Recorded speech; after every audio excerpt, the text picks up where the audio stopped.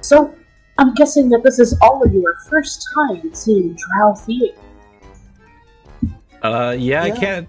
Yeah. I mean, I saw a couple plays in Abydos, but yeah, I've been really can't say I've experienced the theater scene here in the Underdark. Anything gonna jump out and surprise us? Well, there are different types. I mean, what we're going to see is something dramatic and theatrical. But, there was a time about, I want to say 100 years ago, where apparently the very last memory showing was really something. Huh. The what? The memory showing. They would take a drow who was scheduled to, sacrificed, string them up in the Colosseum, or what we call the amphitheater. They would string them up in the amphitheater, and acid would drip down onto their forehead until we could see their brain, and then they would use a spell so we could watch how their most painful memories. I mean, I wasn't there for it. I was important. Oh my god! Wow! Fascinating! It's fine. We'll be high enough that nothing should be able to reach us. Okay, that's good. There's not like a splash zone, right? Well, of course there is. Oh. Well, at least we have the box seats. Every theater has one, Taffy. It's kind of common. Okay, apparently, no different down here. To be fair, the last play that I actually went to see, only about 10 people died. Oh, that's such a low number. Like actual people, not like the characters they were portraying. Well, both of them. Yeah, I mean, when the actor has to die for the character to die, how else are you going to make it believe? Huh? I see. You're really committed to the bits, I see. And as you all are walking along down the street, kind of following a rather easy flow of traffic on towards the grand amphitheater, Taffy, you happen to notice out in the crowd, from far ahead of you, probably far enough that he wouldn't be able to hear you, you see the familiar backside of a head of a green-skinned kobold. Oh. Apparently heading in the direction of the theater. Oh my god! How? How is he everywhere? Oh my gosh. This man is so efficient. It's so terrifying. No. So he throws his hood up. He's like, "Oh my god, it's the inspector. How is he down here? How's the inspector down here?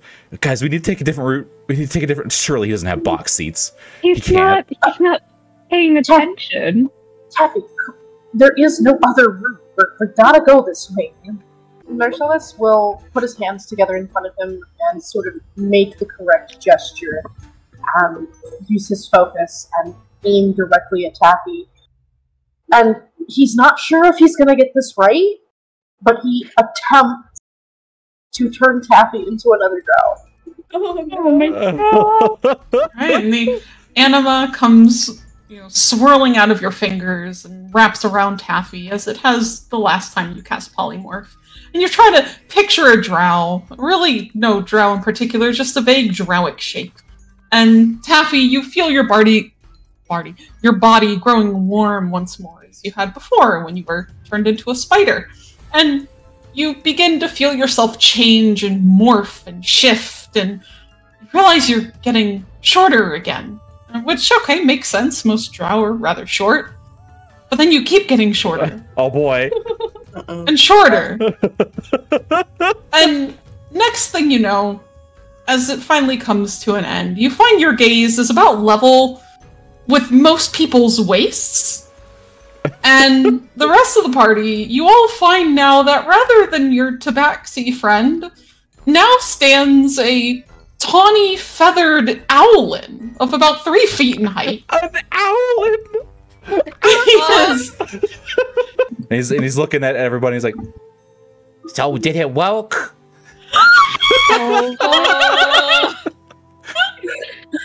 Am I a drow? Burst out in laughter. She just starts laughing at him. And Marcellus just says suddenly, "I'm so sorry, I looked at Orca." Wait, am I a bode? And I'm looking around at my featheriness. You Mario is like almost toppled over in laughter. Oh, Taffy, I'm so sorry. Wait. Hoot! And No. he leans over, look at Rusk. I was like, "Wait, this is fine. This is okay. It'll be fine. I'm just a little swaddle. I'm a little. I don't know how to bud. As long as what scale doesn't suspect me, it will be fine." Taffy, you're my son now. Okay, I could do this. It's perfect. But I never know I want to. He just reaches up and he just grabs Arca's hand. Oh no. As you approach one of the many gated entrances, a slender drow holds out his hand as though to inquire wordlessly for your tickets. His fingers outstretched, his face masked beneath a pair of painted, grinning mouths. And it's only after Resh reaches down into the collar of his shirt and he produces the envelope handed to him by Hilary, opening it and finding inside enough slips for your entire party, Renarian and Yalkish included. It is only after they are handed over, the way is left unblocked, but flanked by drow sorceresses. Sorceresses who, reaching out their spindly hands, lay them upon your forearms and utter a spell underneath their breaths. Tongues, Yavari and Norcellis might realize, which allows you all to, for the moment, understand the exotic, aggressive nature of the deep Drellic language. So, finally, all of your weapons and other such things handed over, you are ushered inside as a huge portcullis before you lifts its heavy black iron gate, and shuffling inside across a plush carpet, you find yourself surrounded by rows of towering, tiered seating that spirals up into the dark. So far upward that as the rows climb above the violet lights that glisten along the flooring, you can no longer see their occupants. Oh. Whoa. Whoa. Ooh. Welcome to another Night's Court feast. And what a feast it will be! A feast for the soul, a feast for the eyes, and for your bloodlust, dear patrons. Let your pride flow forth, let your hatred be unbridled.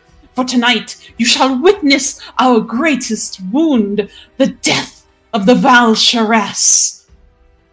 From the corners of your eyes come the grinning faces of more acrobats, 20 in number, as they begin to spider climb across the glittering, glowing ceiling and tumble toward the stage. Some of them are in costume, bouncing gleefully in their aerial nylon as they spin gracefully onto the stage. One of the aerial dancers has untangled herself from the fabric, a long, slender woman with black skin and white hair, wearing a three-pronged crown across her brow, and the dress of a rich and powerful priestess of Lulth. She carries the snake-headed whip at her side, standing seductively in the corner of the stage with one hand upon her hip. The crowd erupts into applause and roaring shouts. All this turns to raucous screaming and angered hissing when the next dancer drops down, landing threateningly and aggressively beside her. It is a pale-skinned Sharkai with dyed fiery hair, dressed in golden armor with a voracious-looking mask.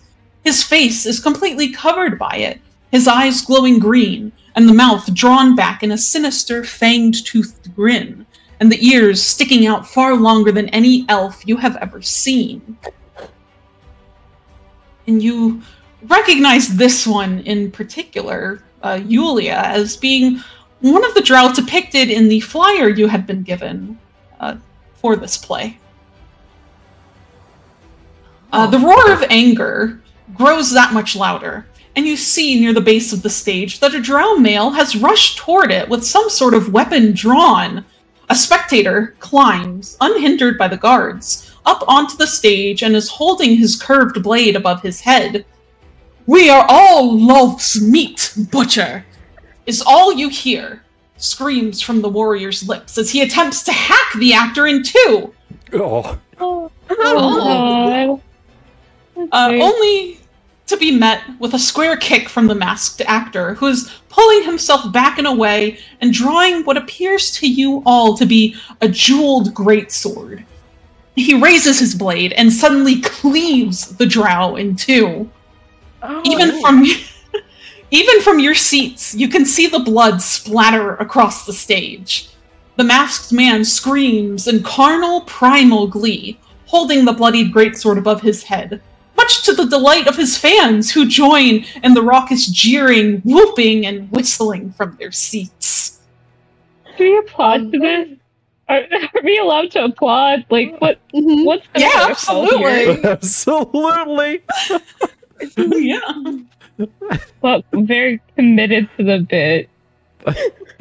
Marcellus is going to lean forward to look at Ari to see if he has any reaction.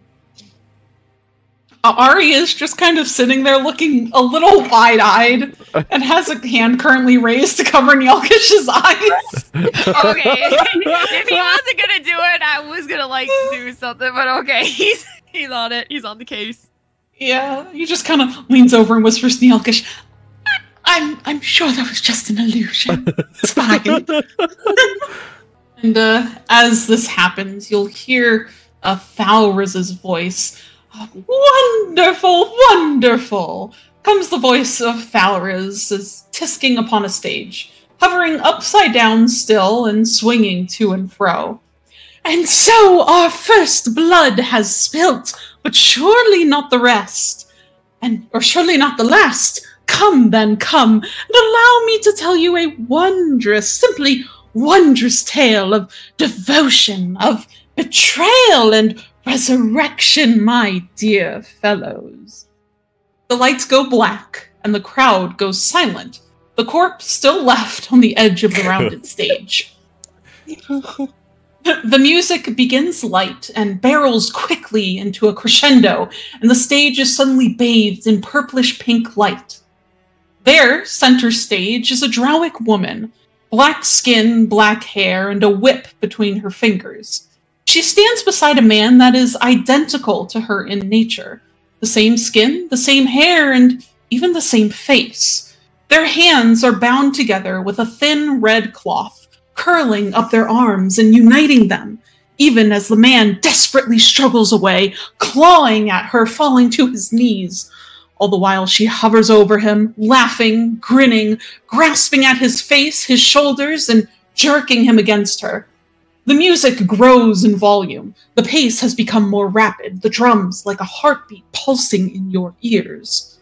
The man lets out a cry, clawing for the darkness of the audience around him. Before the lights go out, the sound goes silent. You could hear a pin drop and hear your fellow companions shuffle in their seats. And quietly you'll hear Rush's voice say, "That is Hilarion of House Durrett, and I believe the man with her is her twin brother Solitar." The lights flicker back on, and you realize then that Thalriz is nowhere to be found, seemingly disappeared from his space above the stage. And instead, there upon the floor is a stout little man with a mailbag on his waist. He's a surly-looking dwarf with inky black skin and a bright green beard. He jogs in place, looking quite serious. Around this dwarf comes a menagerie of color, an illusion brought to life by the sorceresses from before, wiggling their fingers and creating a vivid scene of the city of Mithranve and a terrifying enemy. Behind the dwarf comes the dancing of dark colors, all in different shapes and sizes. A knight on his horse, a pawn used in chess, and the image of a king with fairies' wings, flickering, fluttering, and descending upon this dwarf. The sound of a high-pitched violin comes into play, the black-skinned drow male from before suddenly slumping up beside the dwarf with purpose in his step. His arms are folded behind him, but his eyes are kept to the ground. the deep dwarf's steps suddenly become more fluid, his hands reaching out to take the slender fingers of the drow beside him. They twirl, each step languid in the form of a violent and cacophonous dance. Cymbals clash, a crescendo soon approaches, and the two are wrapping their forms around one another, looking into each other's eyes. The drow bares his teeth. The mailman takes out a letter. Oh no! Yes. We won. Mailman! And the mail drow. Yes, down here, man. Amazon's getting everybody.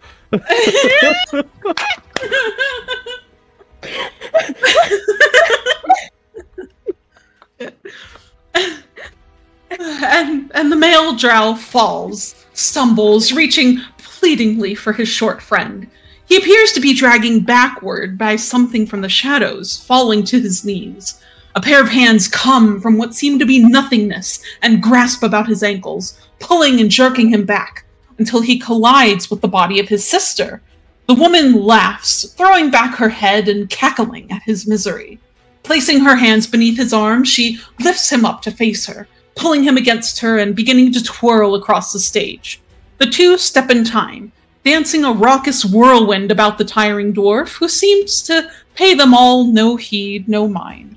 The male reaches out once more before being violently brought back against his sister. The scene fades to black, and the crowd erupts into wild applause around you, clapping vigorously and roaring with elation. Yay. Taffy is like, he's kind of clapping. He's like, what was the mailman there for? Marcellus will lean forward and he's like, from what I understand, it's thought to be that he and the drow were perhaps, you know. Oh. You can only take this sort of thing with a grain of salt. I mean, it is a historical retelling. The box seat that was protected by guards up at the very top, somewhat illuminated by the rosy color of the lights, you see that there's a figure crouched on the top of that box seat, kind of crouched down with his hands in front of him, almost like a watchful gargoyle that one might find above the rooftop of a manor. He has long red hair, and his face is covered completely by a mask. From what you can see in the light, his skin appears to be black, with pointed ears. Ooh. Narcellus is going to catch sight of this and kind of widen his eyes suddenly, and he'll turn and he'll start, like, jerking on Resh and trying to point. Resh looks at Narcellus, confused, and then looks up to where he's pointing, but by that point the figure is gone.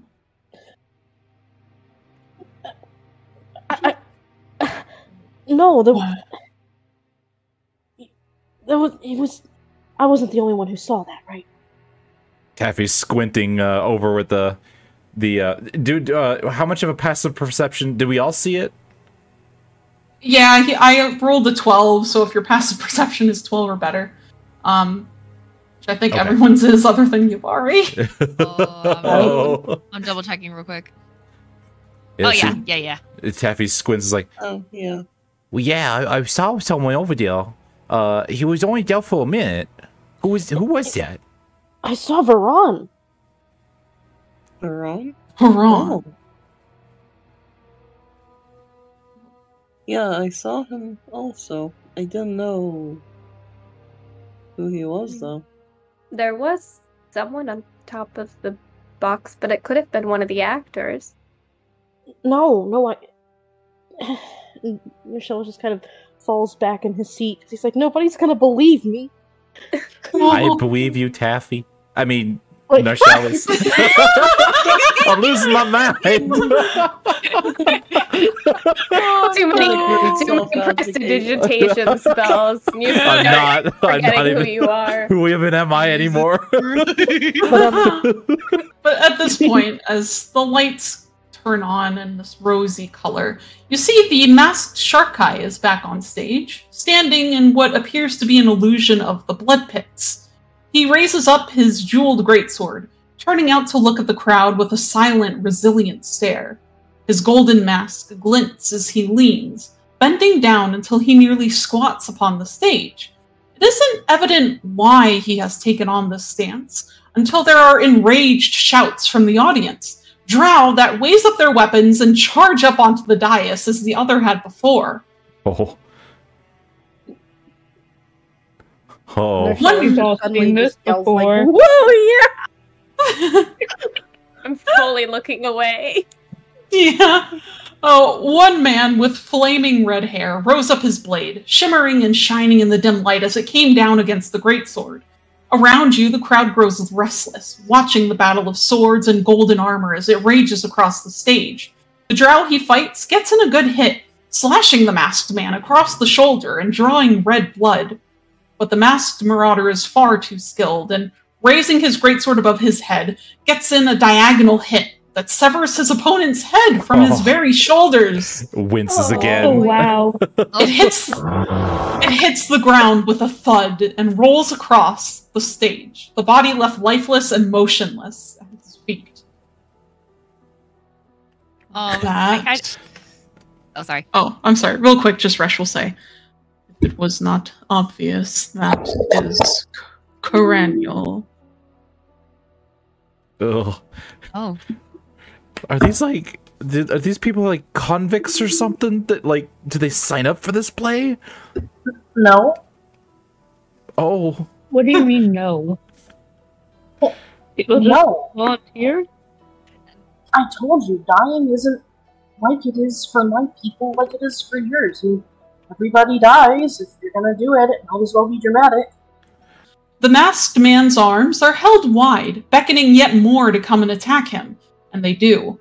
Weapons raised, dedication proclaimed, and each will meet their bloody, grisly end upon that stage. One after the other, cut down, slain, and left to rot beneath the Spider Queen's gaze. That is, at least, until the actress of the Drow Woman takes the stage.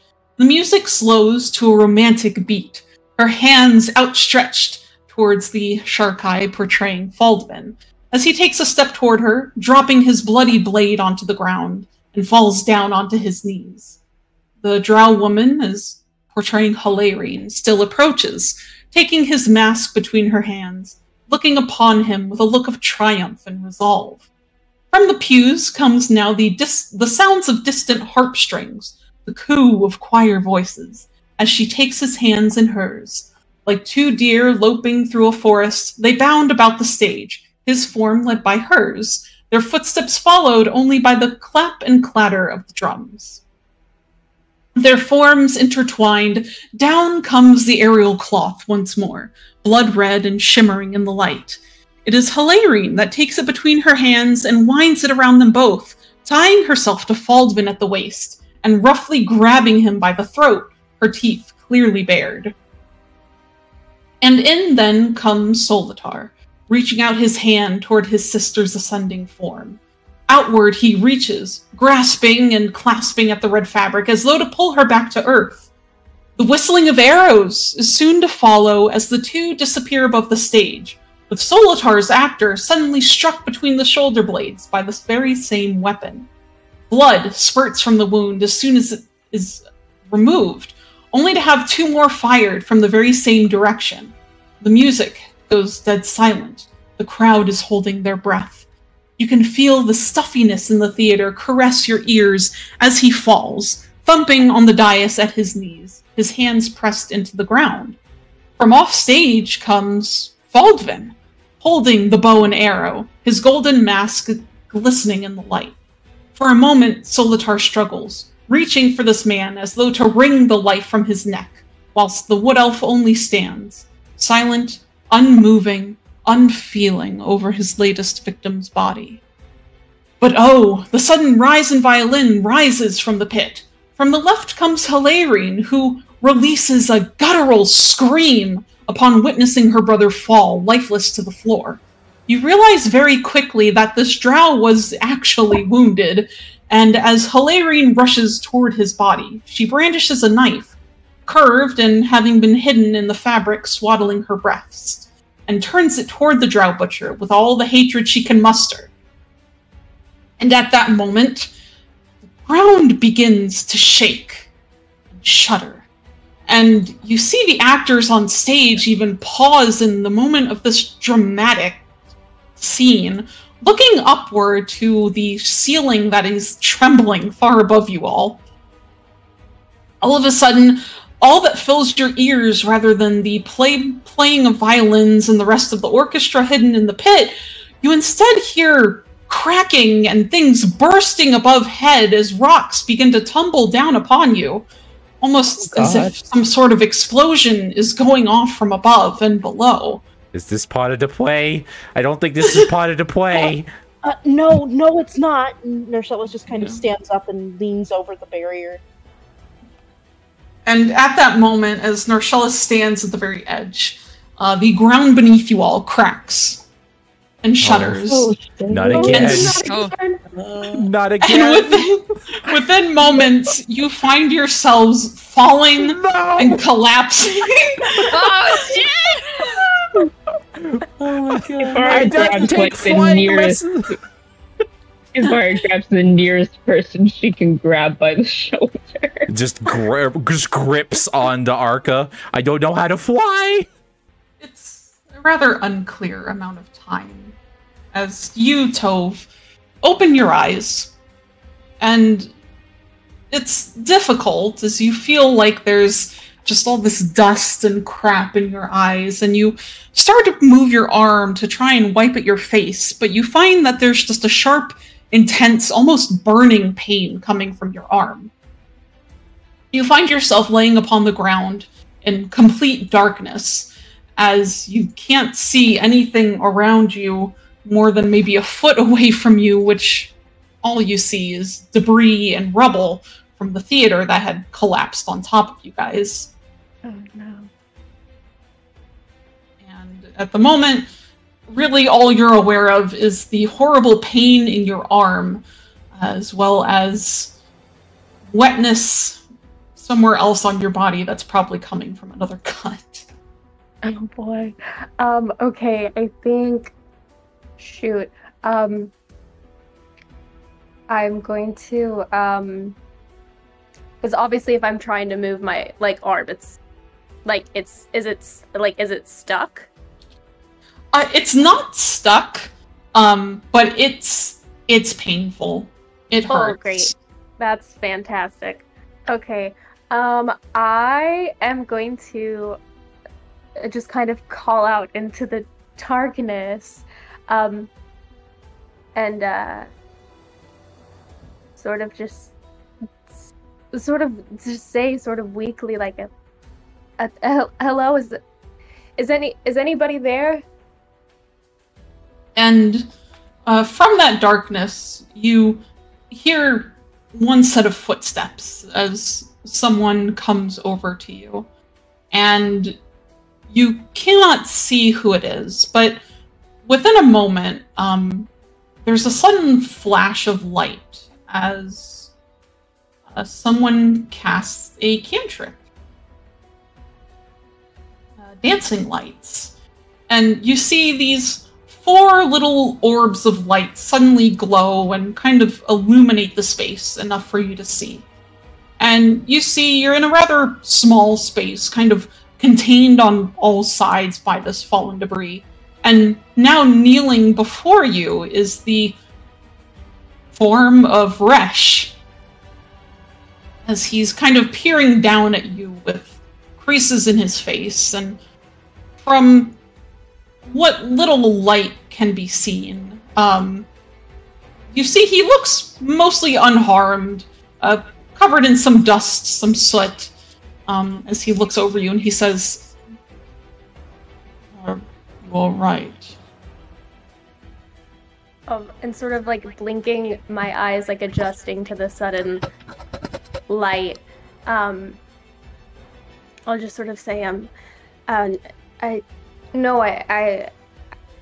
my arm. I am something's wrong.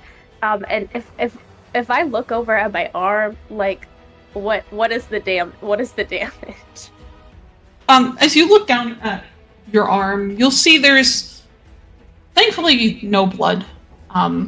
But you see that it is bent at an awkward angle at the elbow.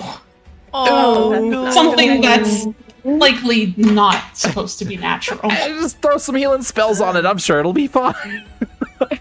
He'll kind of very gently like lay one hand on like either side of your elbow.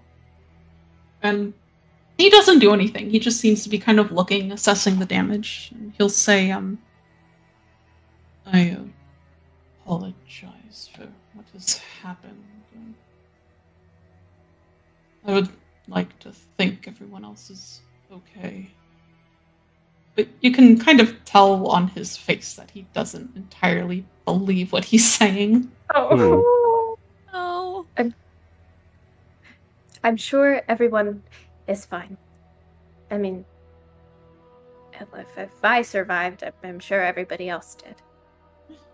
And as you say this, his hands move very suddenly. And you feel this sharp, intense, almost blinding pain for a brief second as he forces your arm back into the correct position. In the middle of you talking.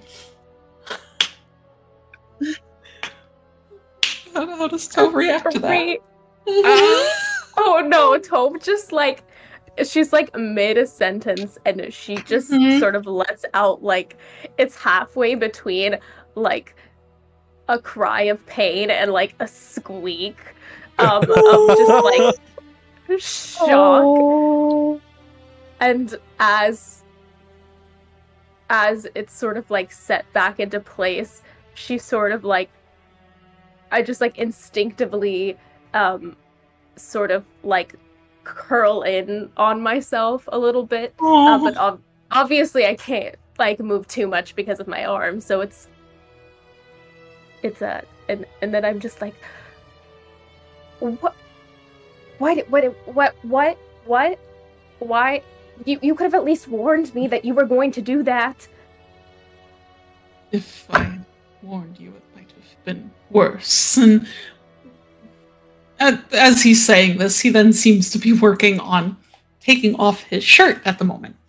Oh, as he just says, as he'll say, it is better I try to set your arm now than leave it as it was. Oh, no, that, I totally get that. I mean, I've helped mend a few broken bones in my day. I mean, well, I'm just like looking away. Like, maybe a which is rather hard to do as he's right here in front of you. Yep, it's really hard. But he doesn't seem to really care as he removes his shirt. And you see, even in the dim light, I mean, this man is muscular. He's very well built, very slender, yet very intimidating at the same time. And you see all across his torso, like the upper half of his chest and kind of curling over his shoulders, there's a lot of what you can only assume is scarification. It's sort of raised parts of his body that's been carved all over his skin in various like runes and symbols and imagery. And it's really rather pretty yet terrifying at the same time. And as you may or may not watch him work, he works on ripping the cloth of the fabric of his shirt, and then proceeds to begin to wrap it around you in a sort of makeshift sling to help hold your arm against your chest. Nershellus, as everything has settled and the dust is cleared and you finally find yourself waking once more, you see you're surrounded by mostly darkness. There's not much next to you. You can feel there's just this painful pounding in your head, and even as you open your eyes, everything is blurry and seems a little sideways, though you're fairly certain you're holding your head up correctly. You feel bruised and battered all over, but there is a particularly strong pain coming from one of your legs. Your thigh seems to have a bend in it that should not be there. Ooh. Oh, fantastic. Fantastic. I'm reaching up to my head, pressing my hand against my head. Do I feel anything wrong with it? Is it okay? Reaching up to your head, you feel immediately the warm stickiness of blood. Fantastic. I'm going to die. It's only a concussion. It'll be fine. Oh god. I'll kind of start breathing. Like I'm in intense pain. I can't breathe. Like I'll just sort of like drag my hand forward back across,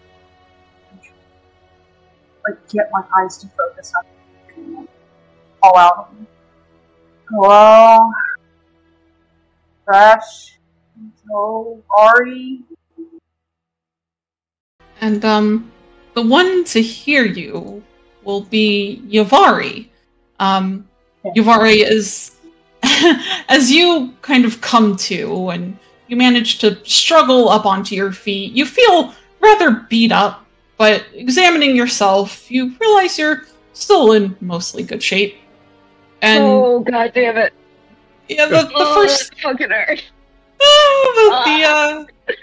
And yeah, you hear Narshellis's voice kind of calling out through the darkness and kind of moving over some rubble in front of you and carefully maneuvering over some broken large shards of rock.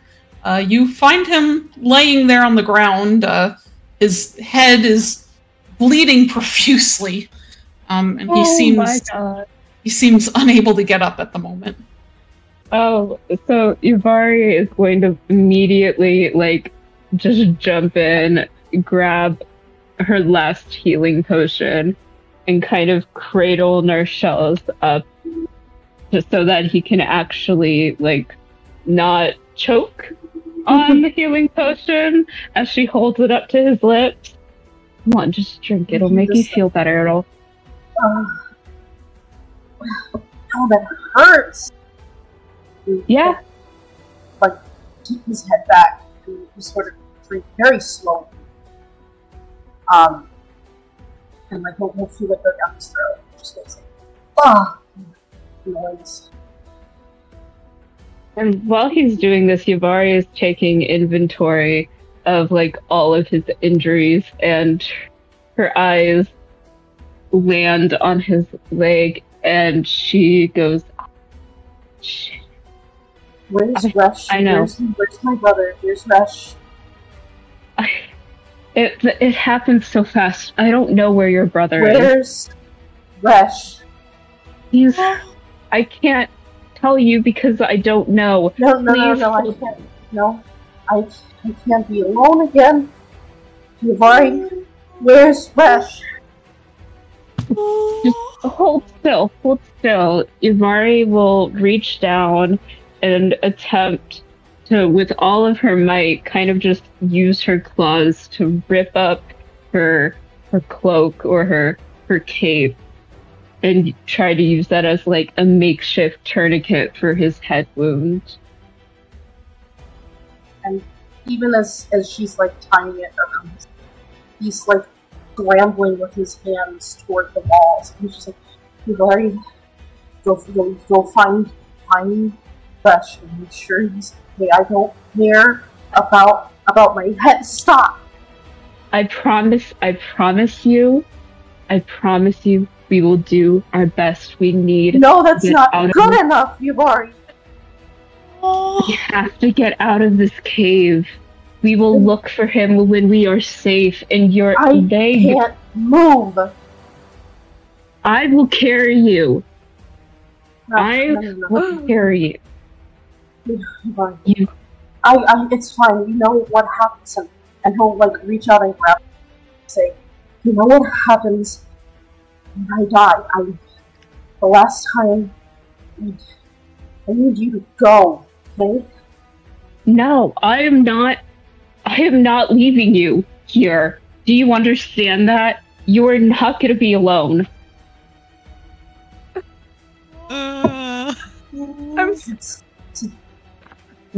Look at me. Look at me. I promise you, we will find Resh. I'm so tired. You gotta stay with me. You gotta stay with me. Tell me. And she's like snapping her fingers, like variedly, like just trying to think. Tell me about your art. Tell me what you like to draw. Just keep talking to me as she like kind of helps him up and leans him onto her side. You just hear like this as he like puts a little bit of pressure onto his leg and just crumbles. Oh.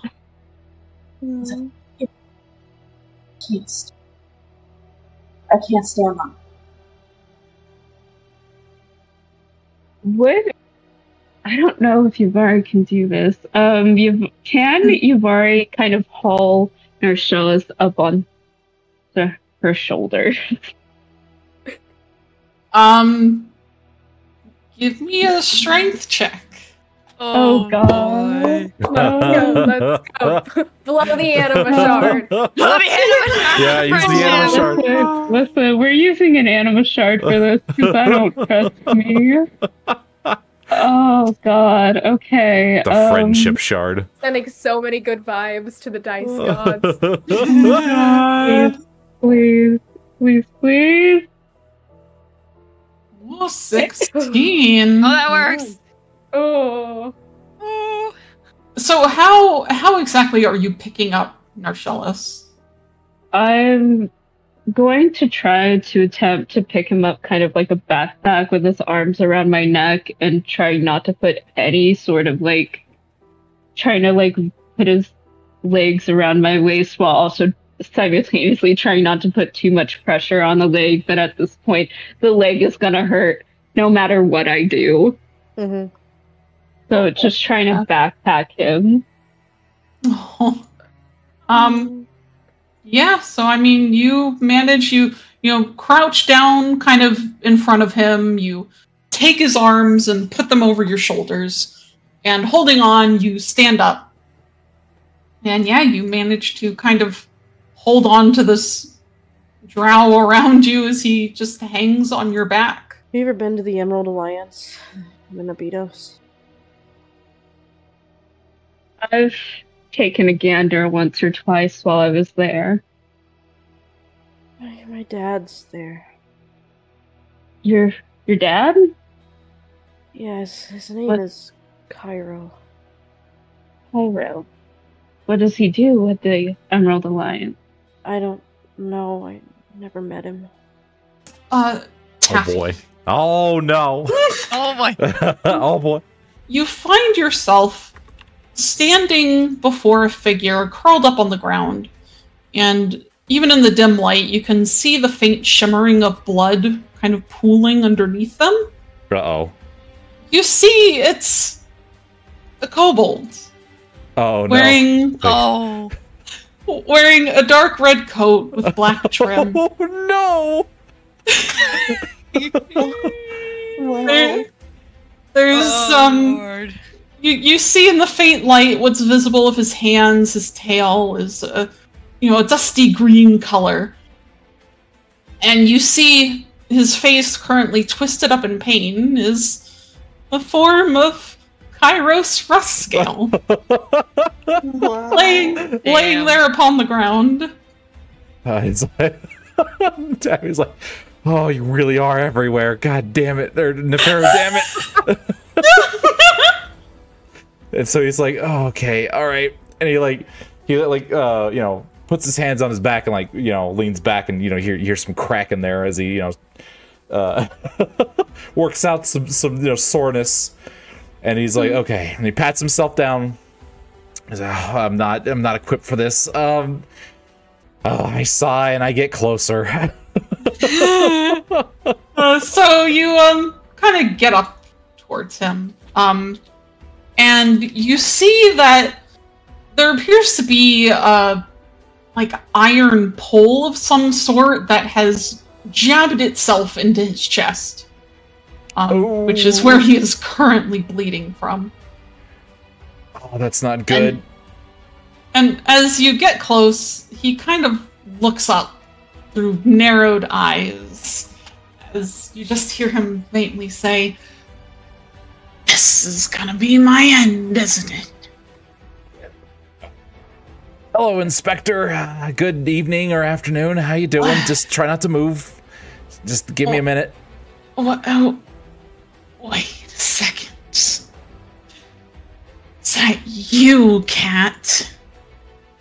Yep. Fancy meeting you here. I don't know what you're doing here, but you know, you look like you've seen better days. You don't happen to have any first aid kits or anything on you, do you? Might have something in my bag. All right. Don't move. You'll see. Yeah, you'll kind of look over them, but you don't see any sort of bag.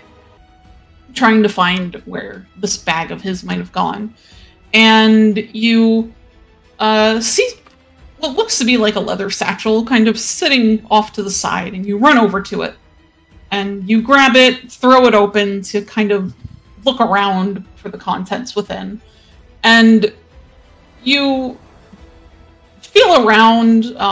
You're careful as you do, but you do feel there are shards of broken glass in here, as well as something wet that has spilled out into whatever he had in here, which seems to have ruined a journal that was in there. Oops. But you kind of continue searching around, and your paw does grasp around what feels like a full vial, and you pull it out, and you see it is a health potion. Though there is a crack on the side, and it appears that there's only about like half of the potion left inside of it. Oh boy. Okay. He'll take that and he'll drag the bag carefully back over to Rustscale. And he kneels back down. All right, buddy. We got half a healing potion. Do you think this is gonna be enough? I don't know if we should remove the thing in your chest and then drink it. I don't know how fast acting these are. No. He'll like kind of shake his head very weakly, and he'll just say, "No, I think it's better you just leave me here." All right, buddy. We both know I ain't gonna do that. I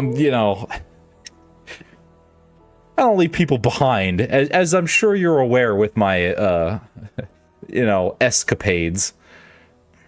All right, and so he pats him down, inspecting him as he continues. Like, all right, listen. All right, I guess real quick, is the thing that's impelling him, is that like stuck into the ground or something?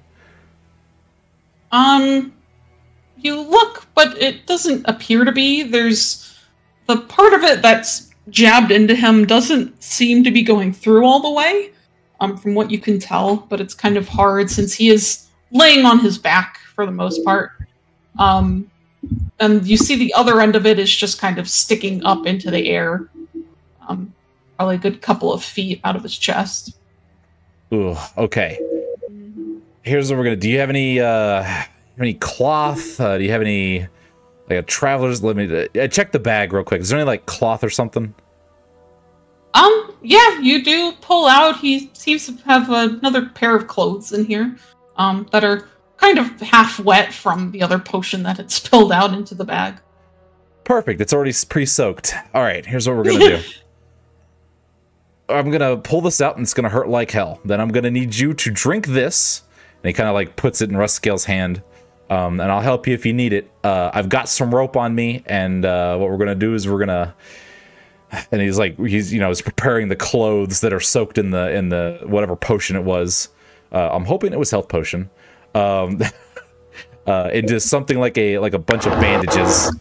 Then we're gonna wrap you up, and then we're gonna figure out what else might be broken. Hopefully, it doesn't look like anything else is. And then we're gonna get ourselves out of here. You following me? Rascal just like slowly nods his head as his eyes are fluttering, like he's finding it very hard to stay awake at the moment. So you hold the potion up to Rascal's mouth, and as he begins to drink, you yank this metal pole out of his chest, and immediately he kind of almost chokes on what he's drinking from the sudden pain of you ripping this thing out of him. And as you do, I hate to be this descriptive, I'm sorry for anyone who's a little queasy about this, but more blood seems to kind of come out of the wound as you do so. Okay. But he drinks the... Oh, sorry. Oh, go ahead. No, go ahead. As soon as that happens, I whip around the potion-soaked clothes and kind of like hold it pressurized to the wound, trying to get the as much of the potion-soaked clothes just like on top of it as possible. Yeah, and you do that as he's finished drinking the potion, and you're hoping what he drank helps. But as you press the cloth onto his clothes, it's really rough to say, as the blood is still immense. But you press pressure onto it as he's kind of laying back down on the ground at this point, breathing faintly. As you just hear him say, "Gods, that hurt." Yeah, just stay with me, buddy. And I'm just gonna, use the... Here's what we can do. Yeah, use the clothes that are soaked in, whatever. I'm just gonna keep saying their health potion clothes. That's fine. Just wad it up, kind of, fold it over on itself to try and, make a square. Put as much pressure on it as possible. Then use the rope I have and the other clothes to sort of, tightly tie it into place, as tight as I can. Arca, as you open your eyes and try to get a bearing on your surroundings, you feel kind of like your head is still spinning from the fall. And you kind of go to push yourself up onto your elbows as you try to kind of shuffle your wings a little closer to you from where they were laying out at your sides. And you realize one of them, as you go to move it, is in intense pain. And you find yourself unable to close it in any comfortable sort of manner. Ooh. And you kind of see up ahead of you, over a rather short slump of rubble, there's a orangey yellow light glowing nearby. And it appears to be getting brighter and brighter until whatever was shedding this light kind of crests over this small pile of rubble. And you see that the light is coming from something held in someone's hand. You can't really tell what the object is, but you can see the person holding it is Yelkish, the small princess dragonborn you guys have had with you. Oh, thank God! And as she sees you, Arca, she kind of runs over to you, looking rather distressed. She says, "Arca, are you okay?" Yelkish, I'm okay. I think I broke a wing in the fall, but are you? Yeah. Okay. And Tovel's all sort of nod as he explains the scars. And they're interesting because, well, I think they're interesting up until the point that he mentions having scars for the people he's killed. And like Tove, like I just sort of visibly stiffen, and my good hand, as if by instinct, sort of reaches to where like I would have kept my dagger, but obviously it's not there, and so it just sort of falls to my side. And there's a moment of hesitation before I speak again, and it's like there's it's like it's a level of like a mix of curiosity, but also sort of not wanting to really know the answer, but like wanting to know the answer to the question. And I just ask,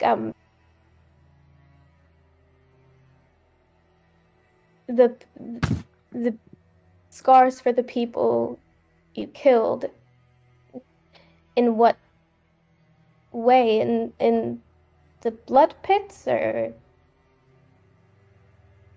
He kind of smiles briefly at that, as he'll say, not quite. The blood pits were not really my interest. It has mostly been either from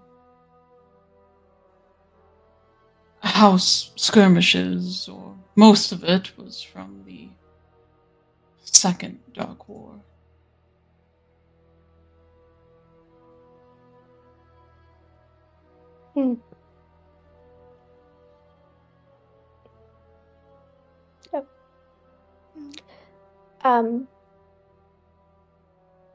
So it was people you killed in battle, wildlings and dragonborns and people on the surface. Yes. He kind of gives you a weird look. Like his eyes narrow slightly as his brow kind of furrows in a little deeper. He'll say, it is war, Tove. War that the Underdark did not start, but one that we were not afraid of finishing if we had to.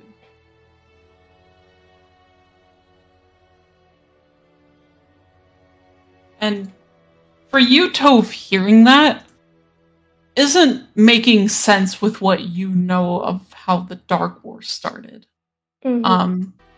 Because for you, what you've been told is that it started after, the first one at least originally started after Drow were raiding nearby villages, even though at the time of the First War, there was all of Darkwood, at the time Rolavin, all of Darkwood was controlled and lived in by Drow, who were just living on the surface. But, as a child growing up and into your adult years, you've always heard stories of how the Drow started invading and how they, were turning very hostile to their neighbors, and so that's how the First Dark War was ignited.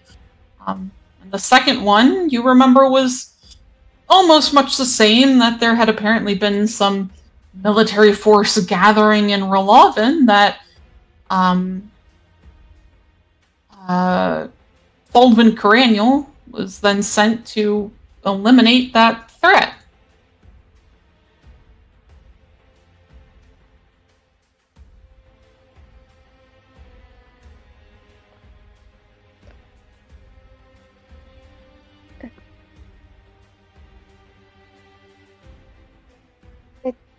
I think you're mistaken, Resh.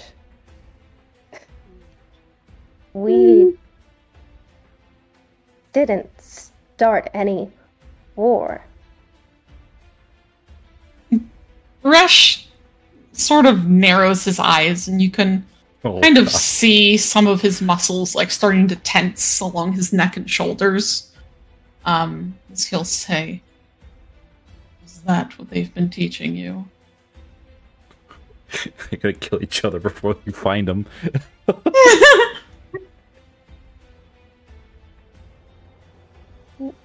Maybe. Maybe. It is what they've been teaching me.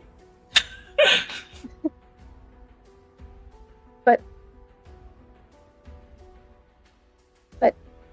we didn't start any of the wars.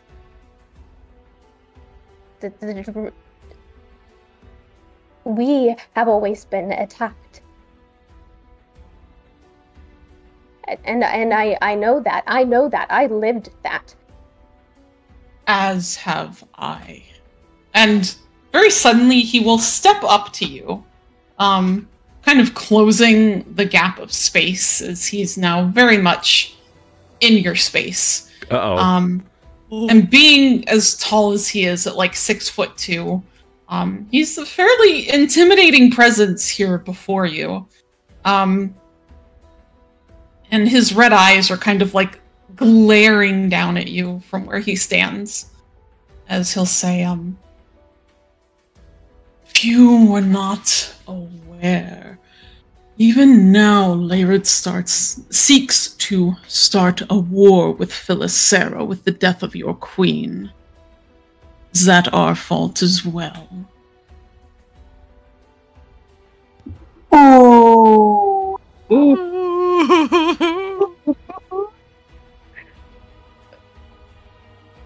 And sort of like suddenly having Rush be occupying like very closely the same space as me.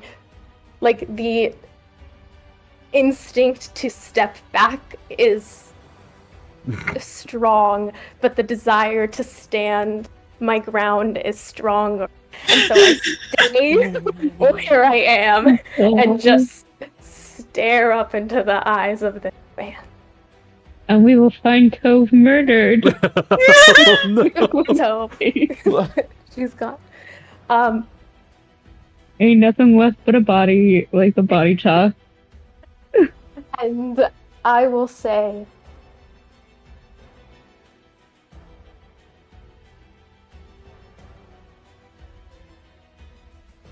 and yet,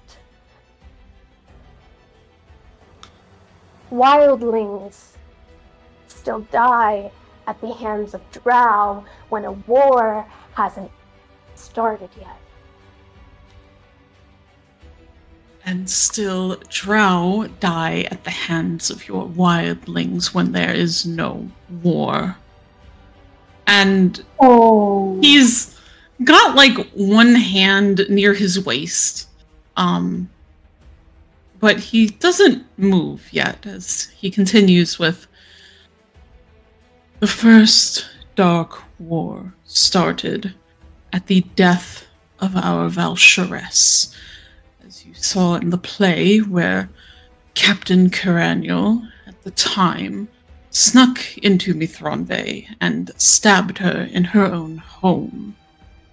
The Second War started after he marched upon Relavin, a civilian settlement, and slaughtered people without want or concern for who or what they were. Men, women, and children, all drow. And now, your queen is dead, a circlet placed upon her body. My family blamed for something that we had no part in. Whatever this supposed attack you are speaking of is certainly nothing more than a figment of your imagination. A figment of my imagination?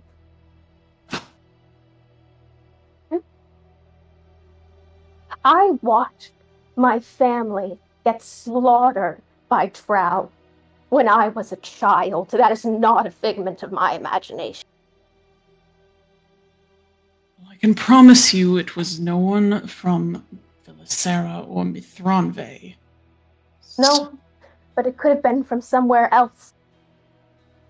I mean, Very well. your cities clearly don't have good handle on keeping yourselves in check with each other, so I very much doubt that some other city wouldn't have tried to rise up in the ranks of power. Some other noble drow have tried to take their rightful place by attacking innocent people. Maybe we did start. Maybe I don't know everything there is to know, and maybe everything I've been told is, but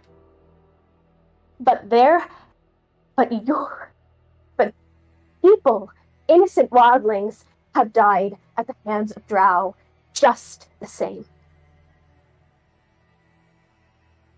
Fine. You don't get to choose whose lives are worth more. Neither do you. Fine. It was some drow who attacked your village and killed your family, so then do I blame all of you for the war? Or do I simply blame the ones responsible? We'll go over to Yavari and Narshalis for right now. Okay. I don't know how I can emotionally recover from that one, guys. Yavari, as you've got Narshalis on your shoulders, and you've been carefully kind of making your way towards the direction that Narshalis had pointed out his brothers being in. And as you've gone, you've been trying to kind of engage Narshalis in little conversations here and there, trying to keep him awake as you go. And at one point now, you stand before a wall that's mostly intact. Surprisingly, you're not sure really if it's a wall or if it's just a very large chunk of the ceiling that has fallen. But it's fairly solid, save for what appears to be a hole within all the rubble off to the side. And as you kind of give it a glance, you think it might be wide enough for someone to squeeze through. But otherwise, everything else kind of seems like a dead end in this direction without having to find another way around. Yavari is looking at this gap, seeing that it can only really fit one person, and while it looks stable now, it looks like it is also about to just absolutely crumble. And you would only really have one chance to be able to fit somebody through before it gives away. And Yavari kind of just stops. And she stares. And while she's staring at this gap, she feels Narshalis' weight on her back. And the way that she is squeezing his hand.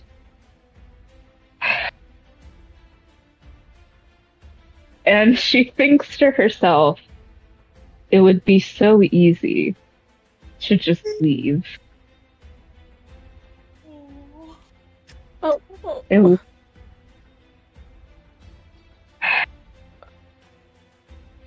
But she continues to move towards this gap as this voice in her head goes, he's a dead weight. He has a broken leg. He is quickly losing consciousness, no matter how many times I've asked him questions or just to keep him talking. But he's there. And as she's at this, at the mouth of this gap, she turns back to Narshalis and pats his hand and sighs. Narshalis, are you still awake?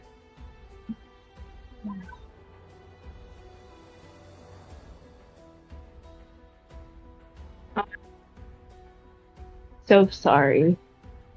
What? I'm so sorry. This is gonna fucking hurt. And with all of her might, she is going to just throw Narcellus in through this gap.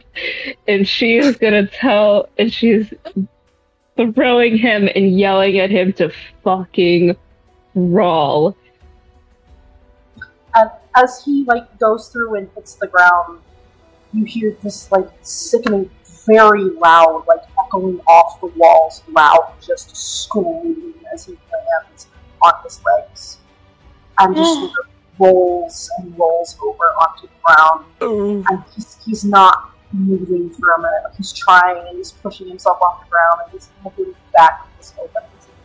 Why? What the fuck are you doing?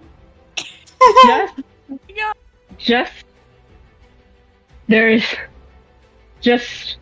fucking trust me this one time. No, you can't do this. You can't do that. I can't walk. This is a dead end. There is no other way to go. You have another leg. I need you to be strong, you have always done. Okay? No, you can't do this. I'm gonna be alone. You can't leave me by myself. I'm sorry. I can't. And about that moment, Narcellus, as you had rolled, you kind of managed to get yourself through this gap in the rubble, kind of knocking some of it aside as you're kind of yelling to Yabari through here. And just at that moment, as you hear her say, "I'm sorry," the rubble seems to have finally reached its breaking point, and the gap that was here left as an escape quickly crumbles and caves in upon itself. Uh-oh. And Narcellus at this point freaks out. He is alone. And he's crawling back toward this opening with his hands and trying to pry the rock shut and just freaking out. I mean, yes, he is a drow, but he is very human right now. He is half human.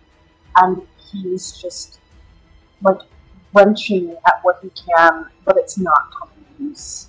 And he's turning literally back toward anything, and he's in so much pain, and just sort of rolls onto his back, and just starts screaming and yelling because he's by himself.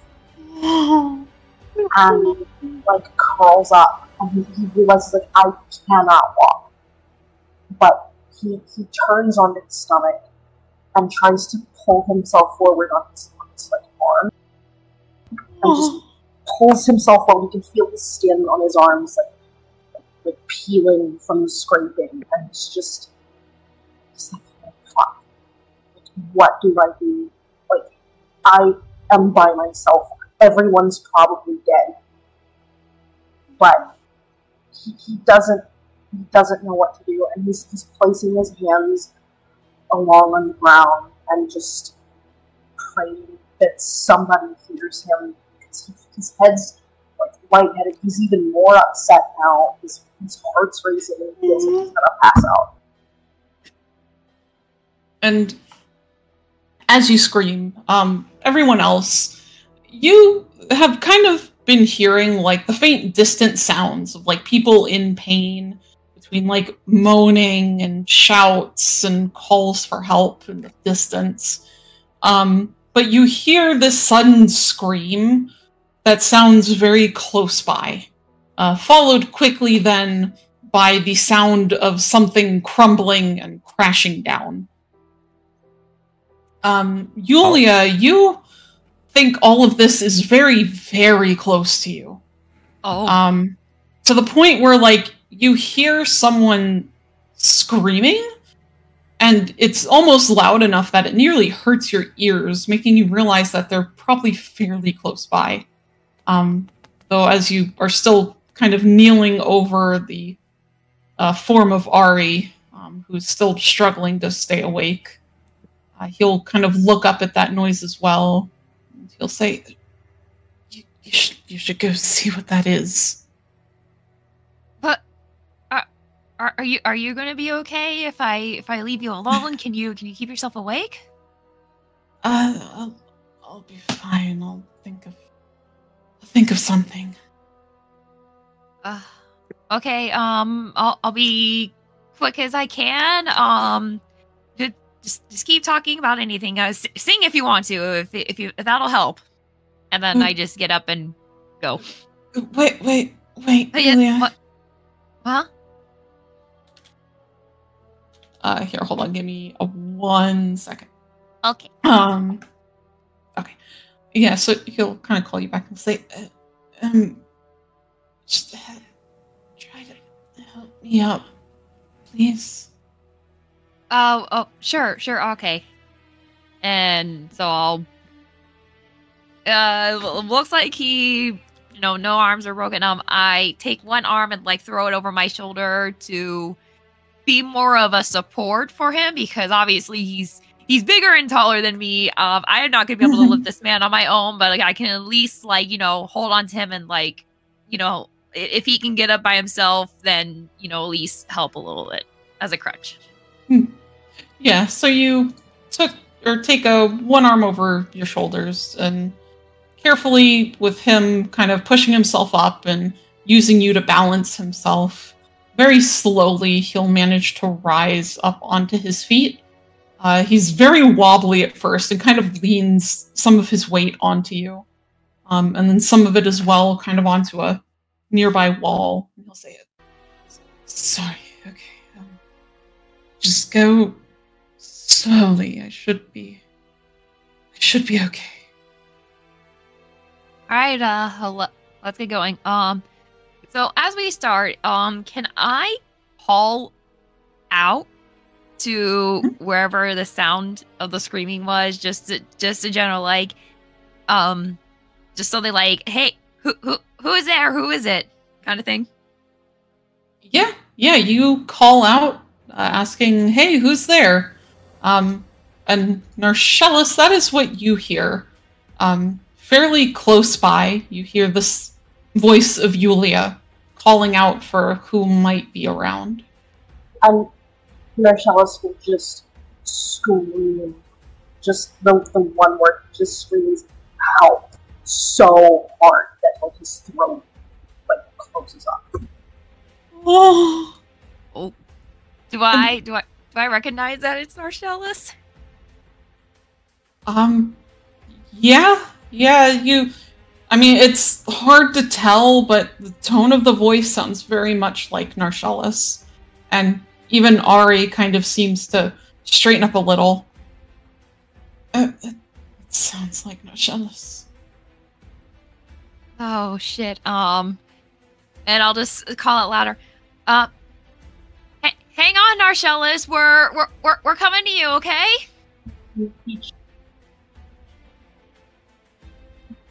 So he just yells back. He just goes, I can't move.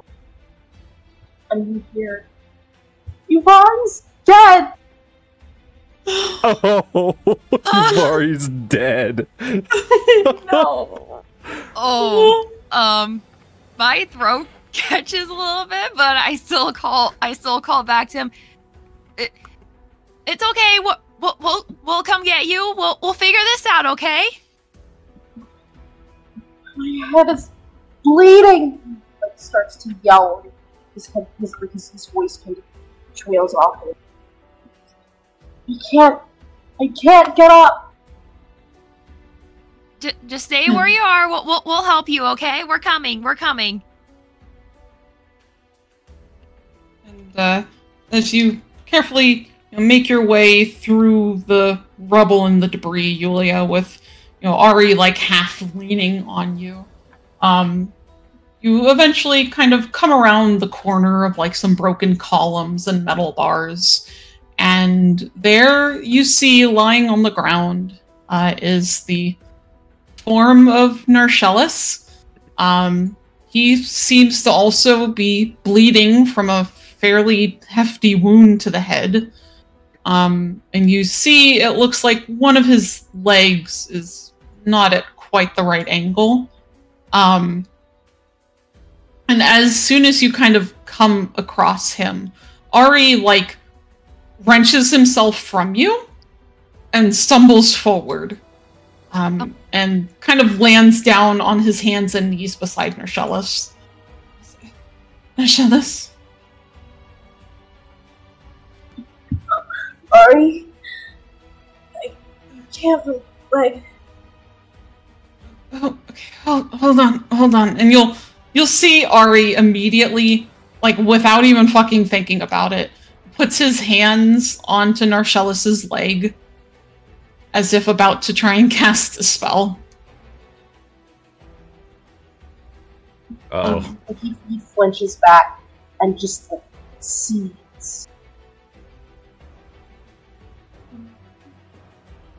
Oh no, I just want to ask Julie, are you just... Oh, no, What do you do as you come upon the scene of Narcellus and immediately Ari is, like, running over to his side? I kind of see that if Ari is going for his leg, I stay more towards his head because I see the bleeding, and I start taking out whatever remains of the one costume I had for bandages, and I start doing the same thing, and I just start tearing out more strips to make bandages, and I just kind of look at Narcellus and say, "Can I wrap your head? Can I put this on you to stop the bleeding?" And he points a finger towards where the tunnel had collapsed. And, like, I mean, his face is, like, drenched in both, like, blood from his head and just tears. He's like, I don't know where Wishes. Ivari is in the hole. Hey, focus on me, okay? And then I just start using the bandages or makeshift bandages and just tying on his head. It's like, we'll figure this out, okay? We'll get you up, we'll get you patched up. Get away from me. It doesn't matter what happens to me. I need to find everyone else. No, that's not how this works. I'm Julia? here. What? And you'll see there is, like, the faint glow of a spell kind of coming out from Ari's hands. And he'll say, I've got him, just if you want to go look for the others. You're probably the most capable right now. Are you sure you're still bleeding from the head? And I know. It's I'm fine. Really, I'm fine. He's probably not really fine, but he's trying his best to tell you he's fine. Can Narcellus do something? What would you like him to do? Looking at my character sheet. So I'd like to grab one of Ari's hands as he's casting and redirect it as powerfully, as hard as he can, as Narcellus can, back toward Ari's self while casting Empowered Healing.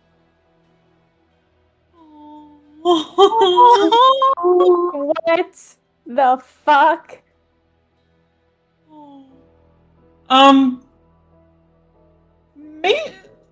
Make an Arcana check for me. Okay. Can I use my animus? Sure. can I use Bardic Inspiration? I'll take it. You can, yeah. Which is what, an extra D6 or D8? Hold on. I'm at we're level 7, right? Yeah, you're level 7. Okay, let me see if that changes anything.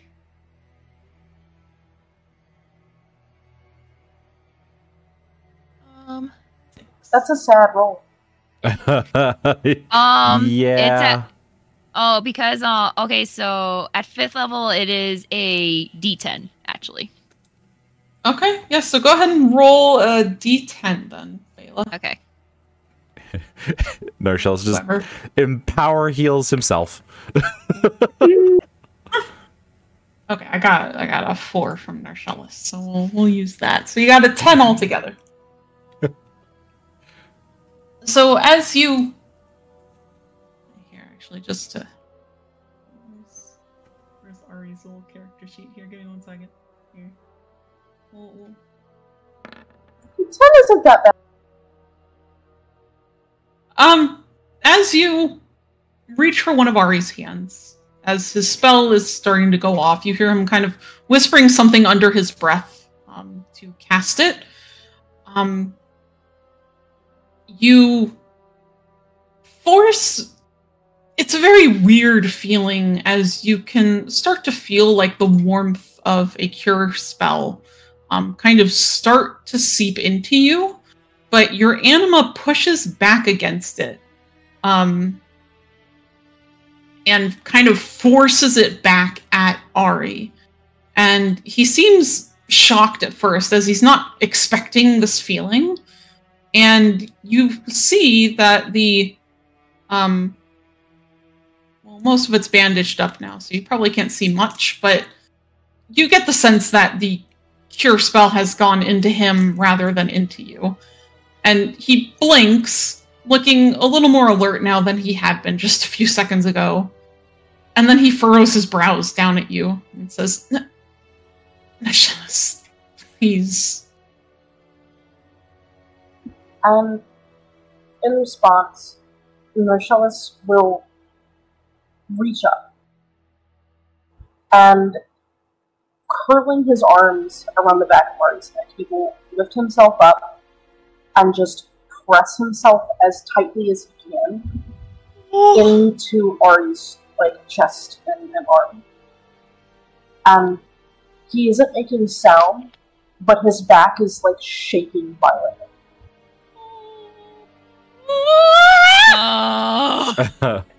Ari will just very quick. You really did. This is forbidden. Actually, I'm putting this in the forbidden box. This is forbidden. But Ari will very quickly wrap both of his arms around you to hold you close to him. And you just... I don't know. He's very warm. It's very comforting. He is. That's Tucker. Dang, wood elves are hot.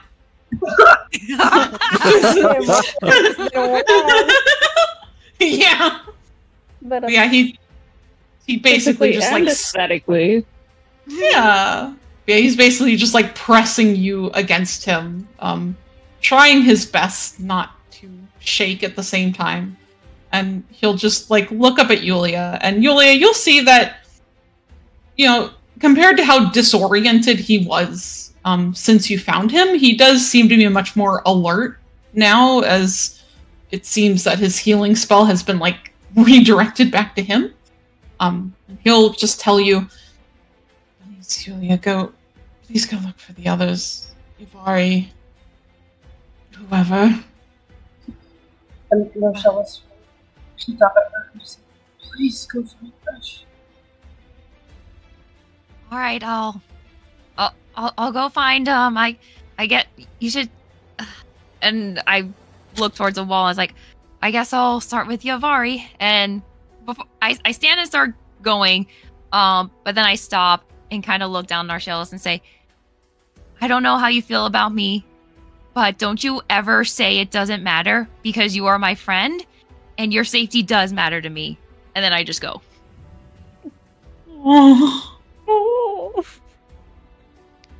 And you go and start trying to scale your way over the wall as Ari holds on to Narshellus and starts to channel another healing spell. One that he hopes will not get redirected back at him. Again. Yeah. Let's see.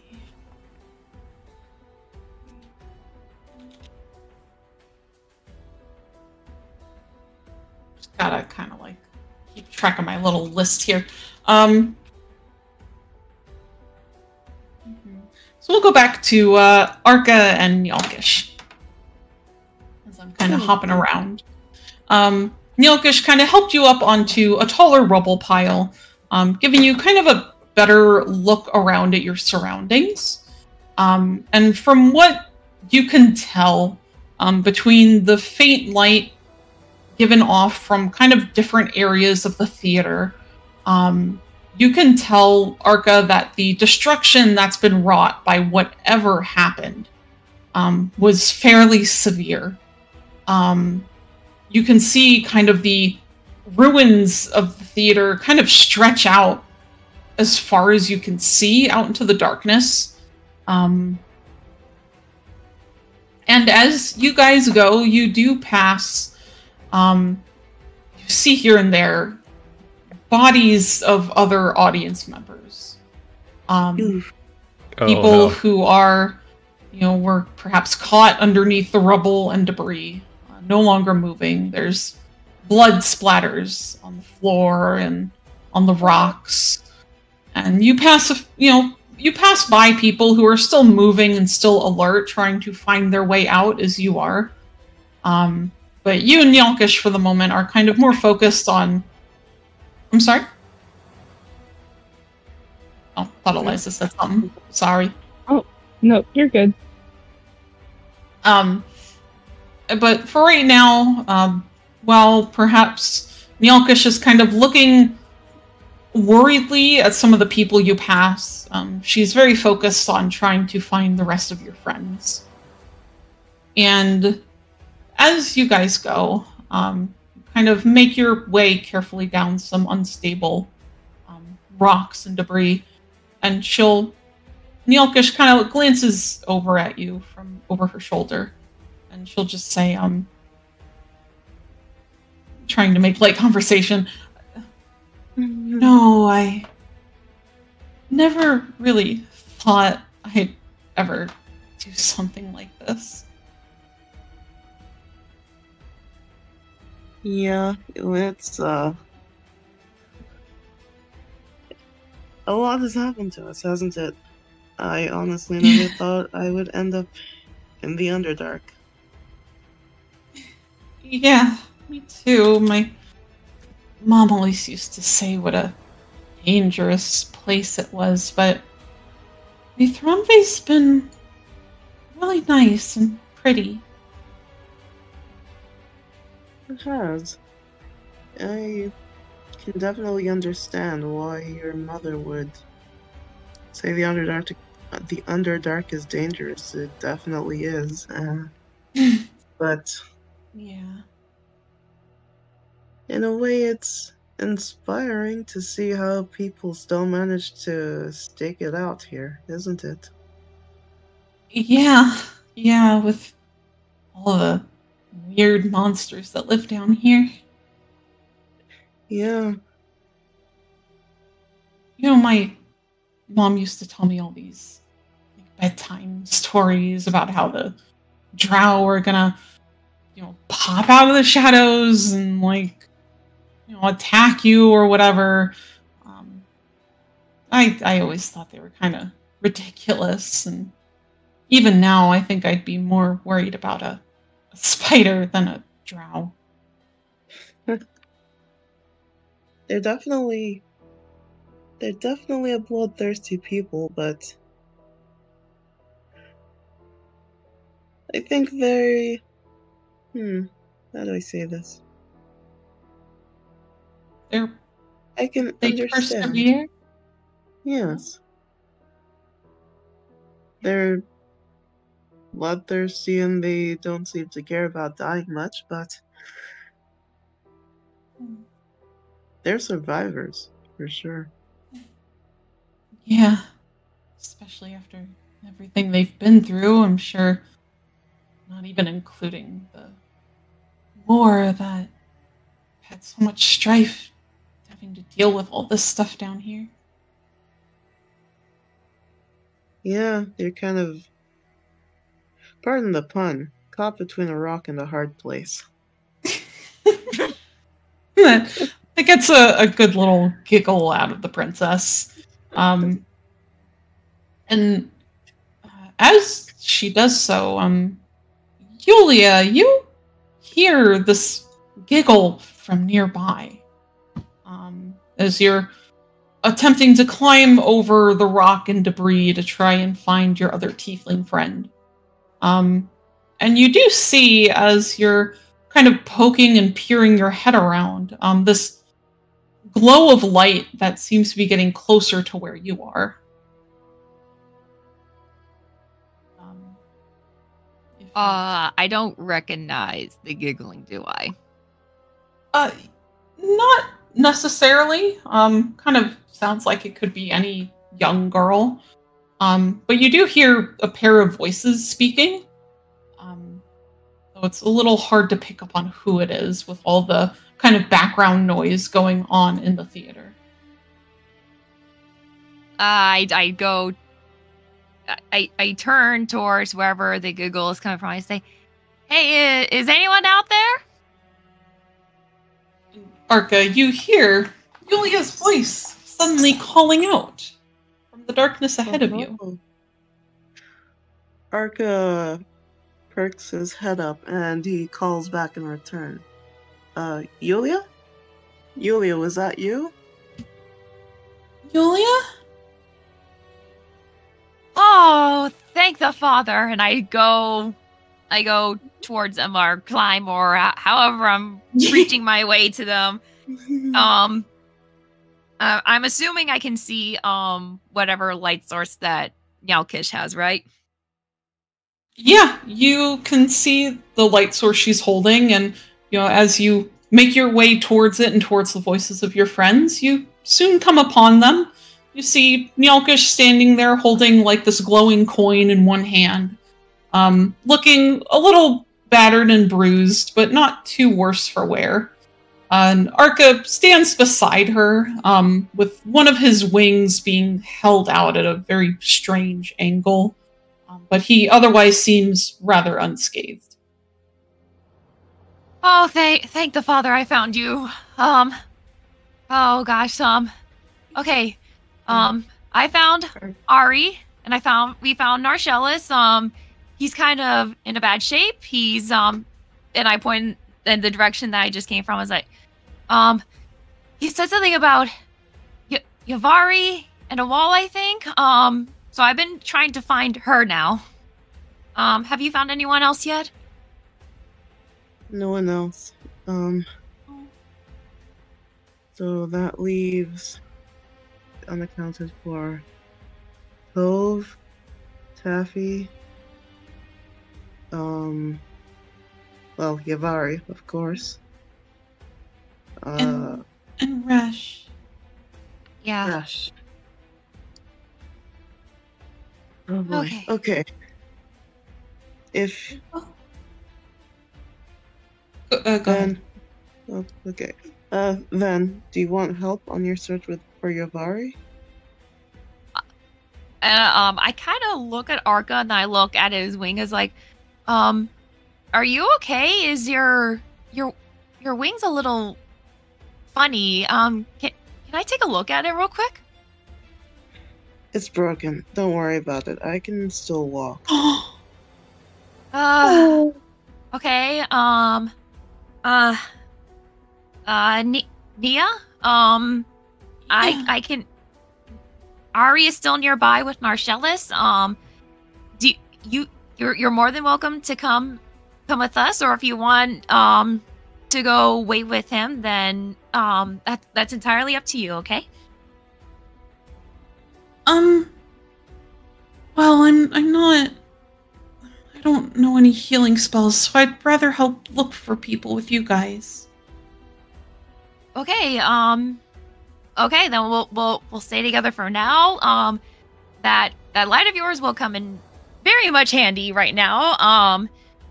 I don't even know where to start. He came from a wall of debris and then it collapsed behind him. So I guess we need to go down to see if we can find her. Sounds like it then. Which direction were they in? I'm guessing we'll need to find an alternate route, but... Well, I had to climb my way up here, so... if that's one side, then maybe back this way. And I point in, like, the opposite direction that I was going. Maybe that's a start to see if, there's another opening of some kind that was there. Did you hear anything collapse earlier? No, I didn't hear anything collapse. I did hear a scream. Yeah, that was Narcellus. That's how I found him. Oh, hells. Yeah, he had a bad head wound, him and Ari, and, but it looks like something happened with his leg, but Ari managed to, well, thanks to Narcellus, and I helped a little, Ari can at least use healing spells, and he was working on Narcellus, so there's that at least. Alright. Then we'll count on him to keep Narcellus stabilized. Let's look for Yavari and then let's regroup, yeah? Yeah, sounds like a good idea. Okay. And so, yeah, you guys will all kind of try to pick your way through the debris, trying to find your way with Yulia's help towards the rough direction Narcellus had pointed in to try and find your friend. Unsure of where she might be or what her current condition may look like. And as you go, you hear... hold on 1 second.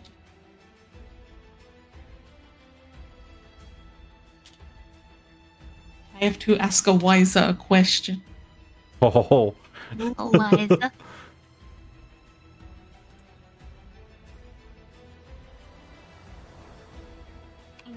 A few minutes go by as you all are kind of searching for a way through this debris. And as you go, you hear a small squeak. And another small squeak. And you kind of look around and notice that there's this gray mouse that's kind of scrambled up to your feet. And Nyolkish kind of looks down at it and says, "Like that's Nibbles!" Oh! Nibbles!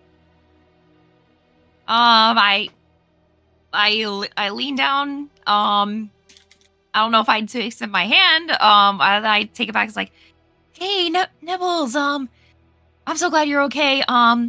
Is Yavari nearby? And you're not sure if Nibbles understands what you're saying. But once the mouse kind of sees that you all are looking at him, he'll start to scamper off across some of the rocks, and then stops and looks back, as if hoping that you all will follow. My boy. My boy. Okay, we follow the mouse. Yes. Alright, yeah, you guys follow after the mouse. Nyolkish able to kind of keep a rough eye on him with the thanks to the light she carries, as you carefully make your way down and around some larger chunks of rock. You see Nibbles stops at a gap through some of the debris that's fairly wide and fairly tall, kind of supported by some metal beams that had been caught on one another.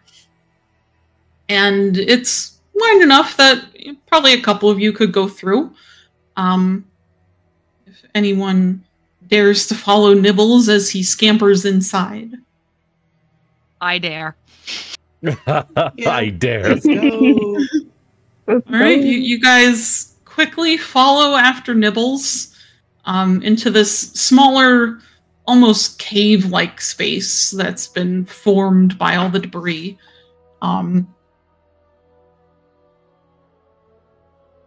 And you find Nibbles had stopped beside someone, which, as it's illuminated further thanks to Nyalkish's light, you see that the someone is indeed Yuvari, kind of laying there, currently unconscious on the ground.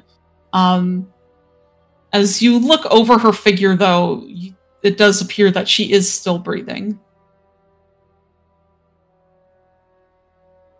Oh. I'm assuming that I'm ahead of the group. I immediately kneel down next to her, and check if she's at least bleeding anywhere first, and then check if anything is out of place. So you rush over to her and kind of take a look over her body, and you notice that there's a small cut on the side of her head. Thankfully, nothing near as serious as what you saw previously on Ari and Narcellis. And then you kind of look over the rest of her, but everything appears to be in place.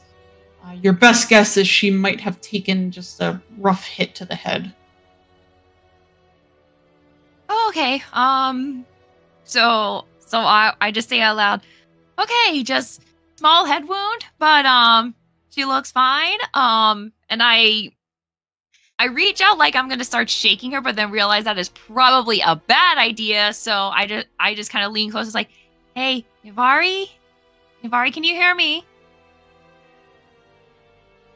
And Yuvari, that's about when you kind of start to come back to consciousness. Your head is swimming, and kind of the last thing you remember before you had blacked out was like the sudden pain on the side of your head before you had collapsed after shoving Narcellis through the gap in the rubble.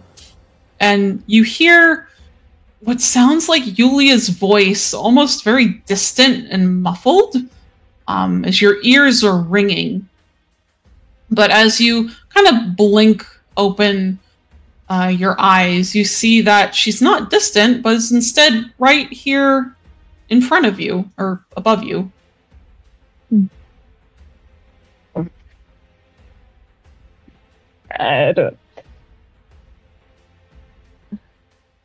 Is he okay? God, please tell me he's okay. Is who okay? Narcellis, is he okay? Oh, yeah. If he's okay, he's fine. He's fine. Okay, I'm gonna kill him. Or bring him back to life. No, he's fine. I found Ari, and we found him. Ari is making sure he's okay. He sent me to find you. He thought you were dead. Which I am very glad you were not, by the way. Yeah. Just about.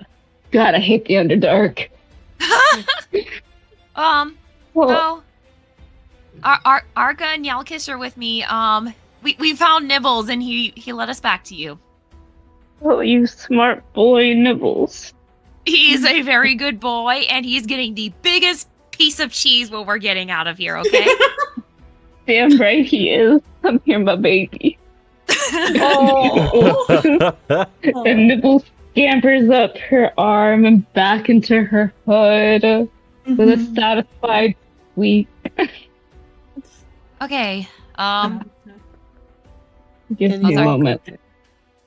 I think it's just my head. I think I took a bit of too much debris. I put a hand on Yulia's shoulder as I struggled to stand up and catch my breath. Take it easy. It's not bleeding too bad, but if you're okay to move, then we can get out of here. Yeah. Thank you, by the way, for coming to look for me. But I guess I can properly thank you when we're not almost drowning in a cave of debris and underneath the Underdark even more than we already are. I owe you all drinks, except you, little one. I owe you candy or something. You eat candy? I gotcha.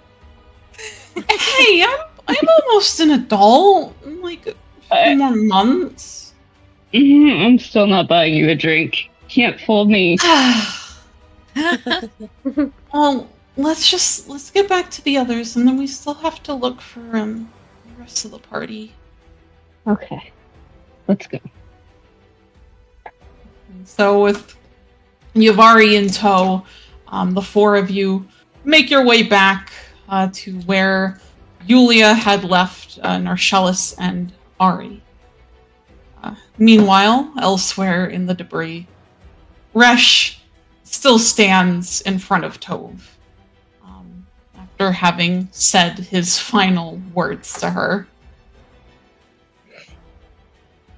Tove, what do you do?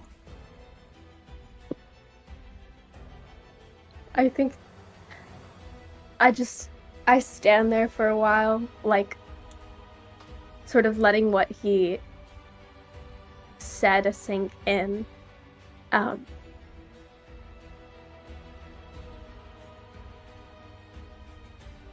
Before finally sort of breaking just the glare that I had been giving him and taking a step back.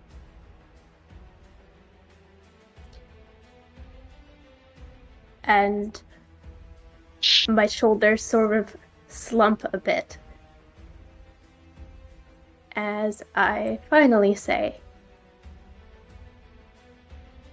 I think we should focus on finding the others. He gives a sort of huff of breath through his nose as he'll just turn sharply away from you and say, yes, let's. And just kind of start walking again in the same direction he'd been going. Definitely more tense this time, and now no longer looking back to check on you at this point. Luke. Just kind of expecting that you're following him. As you go, in the distance, you're able to hear, not really distance, it's fairly close. You hear like someone scream at one point, screaming for help. You're not sure you can recognize the voice, but Resh immediately kind of looks up and begins heading in that direction instead, with a sort of renewed vigor in his steps. And as you guys kind of duck underneath some stone columns, precariously resting upon what remained of some broken wall, you come up to a scene that neither of you were probably expecting to see, as you look and see Taffy in his tabaxi form once more. Seems to be kneeling over the form of a kobold? Resh feels very confused. Tove, I don't remember, was Tove there when Ruskale made, like, his first appearance? I don't quite remember. Oh man, because that would have had to been at the party. Yeah, which I don't think she was there. Yeah. It's like, So- who's this guy? Tove is looking just as confused. Precious. Sort of like, Yeah. Taffy? What? He I snaps over his gaze, his little kitty eyes over to you. And is like, oh, thank us. Come here, come here. I need help. Okay. And I'll move forward to where Taffy is. It's like, And okay. sort of like kneel down, though it takes a little bit of it's kind of like just like my movements are a little disjointed because obviously I don't have one of my arms, like but I get down beside and I'm like, okay, all right. What do you need? Do you know how to heal people? Can you heal him? I guess you may not. Say hi to Inspector Ruskel. Ruskel, this is Tove. You okay, buddy? You still awake? Ruskel just kind of groans. And Tove, as you kind of kneel down next to Taffy, you see that he's got some, at this point now, very blood-stained cloth, like, pressed against this kobold's chest. And from what you can tell, he seemed to have suffered a fairly serious wound that Taffy's been trying his best to stop the bleeding of. Okay, this doesn't look really good, Taffy. I mean, I don't know if I'm gonna be able to. I mean, I can try. I'll try, and I'll reach out a hand to try and cast. What am I casting?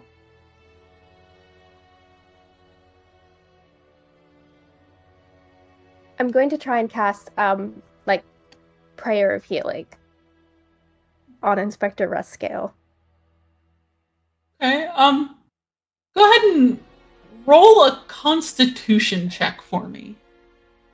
Okay. Uh-oh. Uh-oh. It may be bad. Okay, team, should I blow my anima shard on this? Do it, please.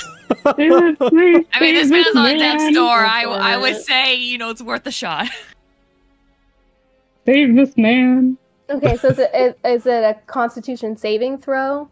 Would that be what it was? Just a regular Constitution check, yeah. All right, with advantage. Just with advantage, yeah, since you're using your anima shard.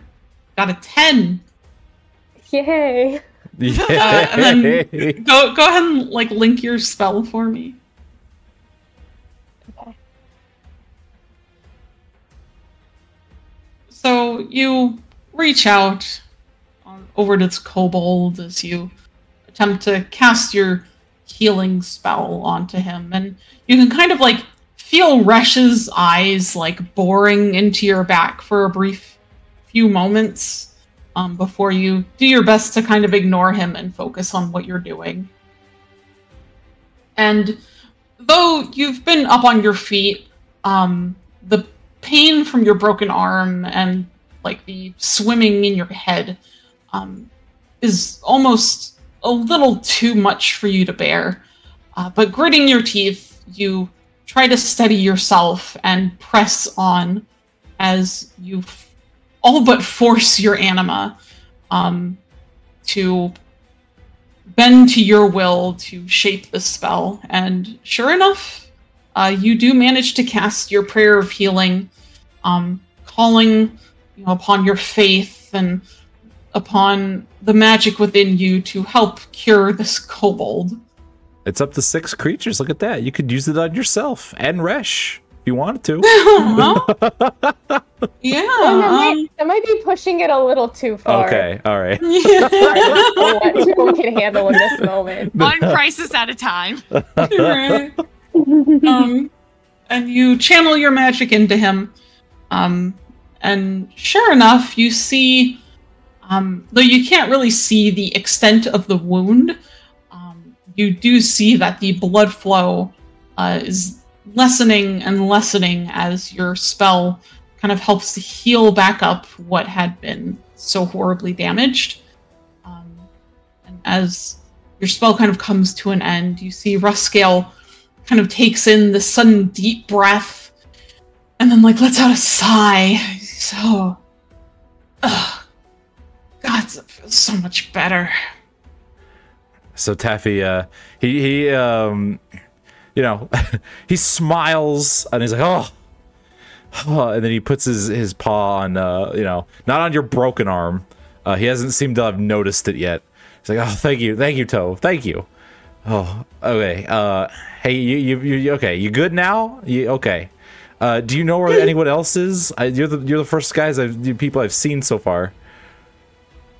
And I'm just sort of like, at this point, it's like all of the energy that I had is just sort of like filtered out of me in this moment of healing.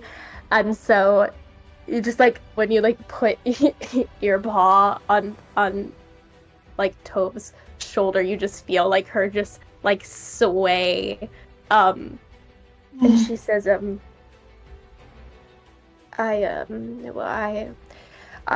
I'll be, we haven't, you guys are the first, Oh shit! Whoa, care steady there. No, I'm good. I'm great. I'm fine. But you're the first people we've come across. Rush, he said he could. Narshella seems to be okay. Okay, cool. And he like looks over your, behind you and sees Resh. It's like, oh, okay, whew. Okay, Nars is still good. Right. One moment. So he goes and he digs through his stuff. He's a little fidgety. He pulls out his hooded lantern and his matchbox, and he starts to try and get it to light up, so that he can get a light going. So I don't know if you want to keep your spell up there or not, but more light's always better. Plus, I can sort of direct it. Rush just gives a small shrug and says, "It's not a problem to keep it going." Oh, okay. Yeah, magic is awesome. Hey, Inspector, how you okay? You need, let's see if we can get you up. And he kind of just like groans and hisses as he looks up at you, kind of like sitting here over him, and he'll say, "Yes, it's my best option for getting out of here." Hey, you've been through worse. Come on, it's fine. It's fine. Here, let me help you up. And he kind of like uses himself as, positions himself to be used as a crutch. And Ruskill's kind of giving you this very weird, uncertain look. Uh-oh. After a moment, he'll take your offered hand and help, let you help him back up onto his feet. And he kind of sways a little bit at first, as he's probably lost a lot of blood and ends up leaning against you. And he'll say, "Never thought I'd need your help, this cat." Oh, there's the Inspector I know and love. Oh boy. Hey, at least you didn't try and like catch me stealing something, Not that I do, but still. And he kind of looks over. Oh, don't worry. Oh, go ahead. Yeah, he'll just say, sorry. He'll say, "Oh, don't worry. I've still got my eyes on you." You know what? Down here is probably a good thing. Hey, he looks over at Tove to make sure that, she's okay and is standing up. Yeah, it takes her a little bit more effort than it did for her to get down, but she manages to get onto her feet. So he kind of narrows his eyes and looks at her and is like, "Are you sure you're okay?" I'll be fine, Taffy. We need to find the others and try and figure out how we're gonna get out of here, and then we can. All right. Quick question: did Taffy hear the scream too? Yeah. You guys would have heard the scream earlier. Probably it's been a little while now, but you still kind of remember the direction it had come from. Okay. Do we see any other lights? Yeah,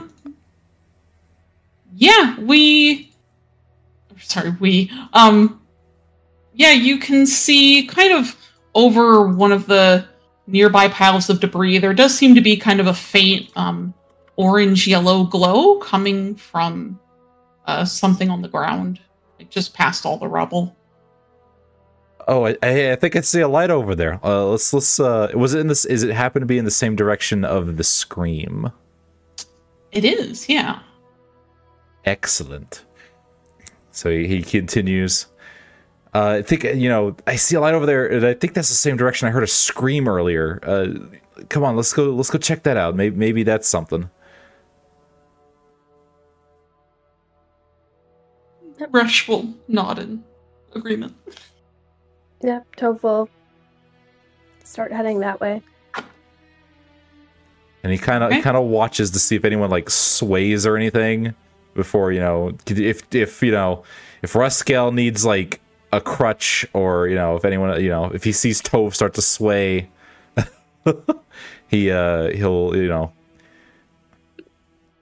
Ruskell is definitely reluctant to accept your help at first, Taffy, but after taking some very unsteady steps, kind of begrudgingly, like, lets you help him keep steady.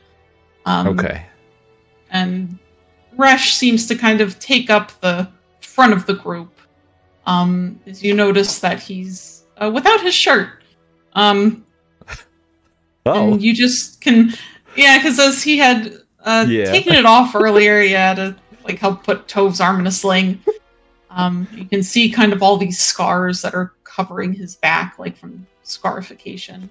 So Taffy quips. He's like, "Oh man, I'm sorry about your shirt, Resh. Don't worry. I'm sure we can get another one. Rip your shirt." Resh just kind of looks back at you for a moment. He's just smiling. Just looks ahead again and says, "Don't worry about it." He's super fun at parties. Yeah. And then, I'm sorry. No, what's up? So he was gonna ask as they're walking that way. He kind of asks Ruskell, like, so I don't suppose you happen to got my message, did you? Oh God. That was back in Valgard, huh? Oh, yeah. Well, do you remember? I don't remember. Do you remember what that said? It was I do, something... if I can help. Oh, okay. Yeah, I also remember. He literally said, like, it wasn't my fault we refrained, something to that extent. Yeah. Oh, okay. I know you'll do the right thing. Yeah. And Ruskell kind of looks at him for a moment and says, "Yeah, it's definitely why I'm down here." How did you even know that I'd be down here? I didn't think you'd be down here. Oh. Did you find something? Not yet. My nose never leads me wrong. I mean, clearly.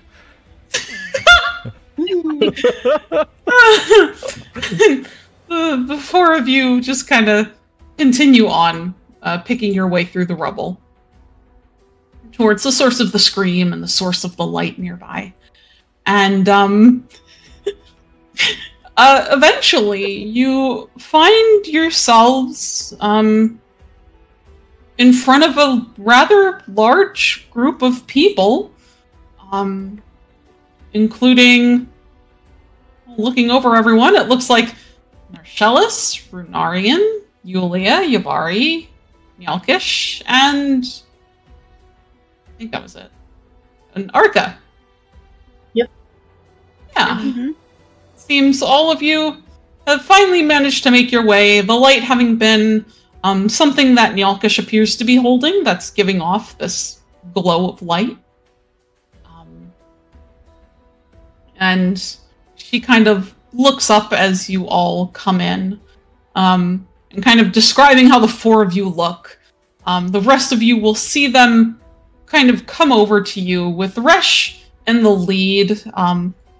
No shirt on, but he doesn't seem to care as his gaze kind of locks immediately onto Narcellus. And he looks completely fine for the most part. Behind him is Tove with her arm in a sort of makeshift sling.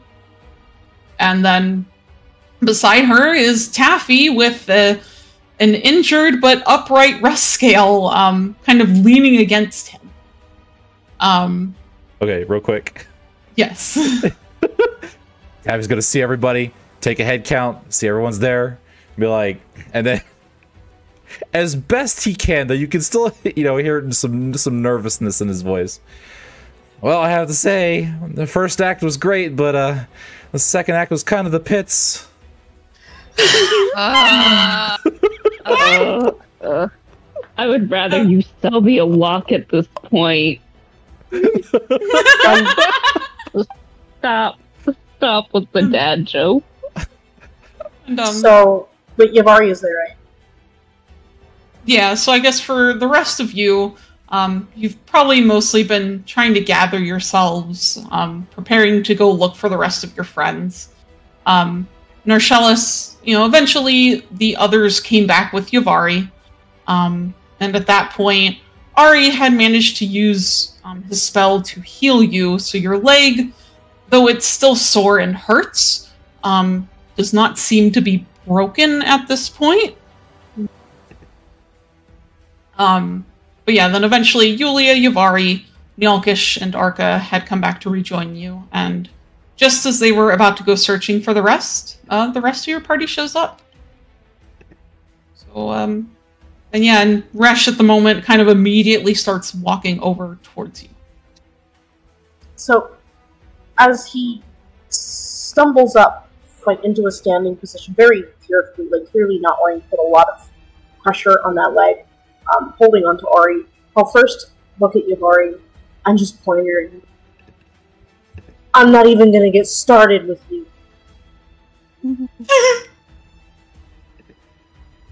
But turning toward Resh, he'll take a step forward and kind of stumble and limp, and he'll reach out and grab his bare forearms. Mm-hmm. And he'll just grasp them and just look up at him. You're not staying in this room. And Resh, kind of very quickly, grabs onto your arms as well as you stumble up to him. And Ari was kind of quick to follow behind you, clearly very worried you were going to fall over. But Resh kind of holds you there, and he just nods firmly. No, I'm not staying.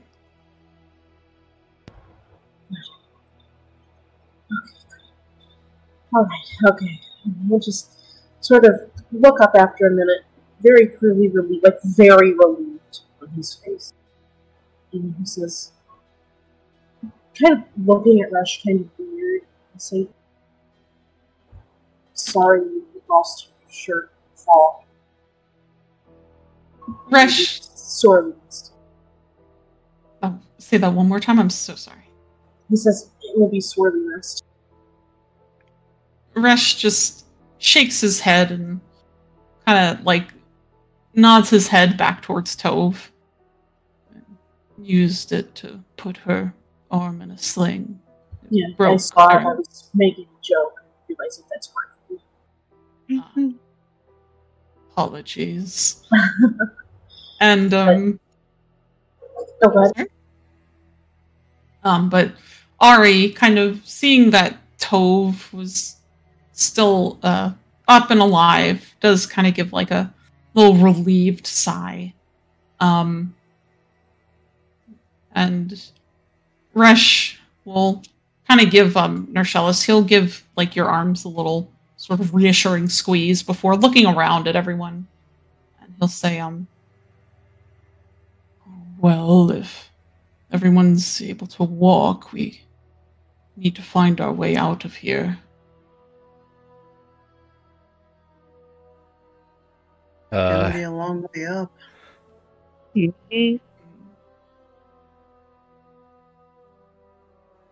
I'm sure everyone else who survived it will not look for the nearest source of light.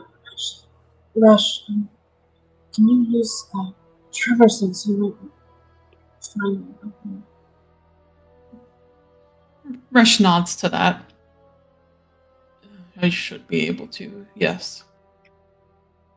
And as long as kind of no one else has any complaints or anything else they might need, Resh will kind of take the lead, using his tremor sense to find his way, as he helps to try and guide your way out of here. And soon enough, moving through the debris, you find yourselves in a tunnel. Not so much a tunnel as you kind of see patterns upon the floor and a carpet, and you realize that this is actually one of the hallways of the giant amphitheater that you had walked through before to get to your seat. And you follow it along, coming across a few other survivors kind of making their way out as well. And soon enough, you find yourselves coming out of the amphitheater through a different entrance than the one you had come through. But you managed to make your way from out of the rubble, covered in dust and specks of fallen stone. And the scene that awaits you is one that will remain permanently ingrained in your minds for quite possibly the rest of your lives. It's gruesome, but it's quiet. The theater had caved in, with chunks of stone toppled over, along slender bodies of jet black skin, pools of sticky blood clinging to white hair.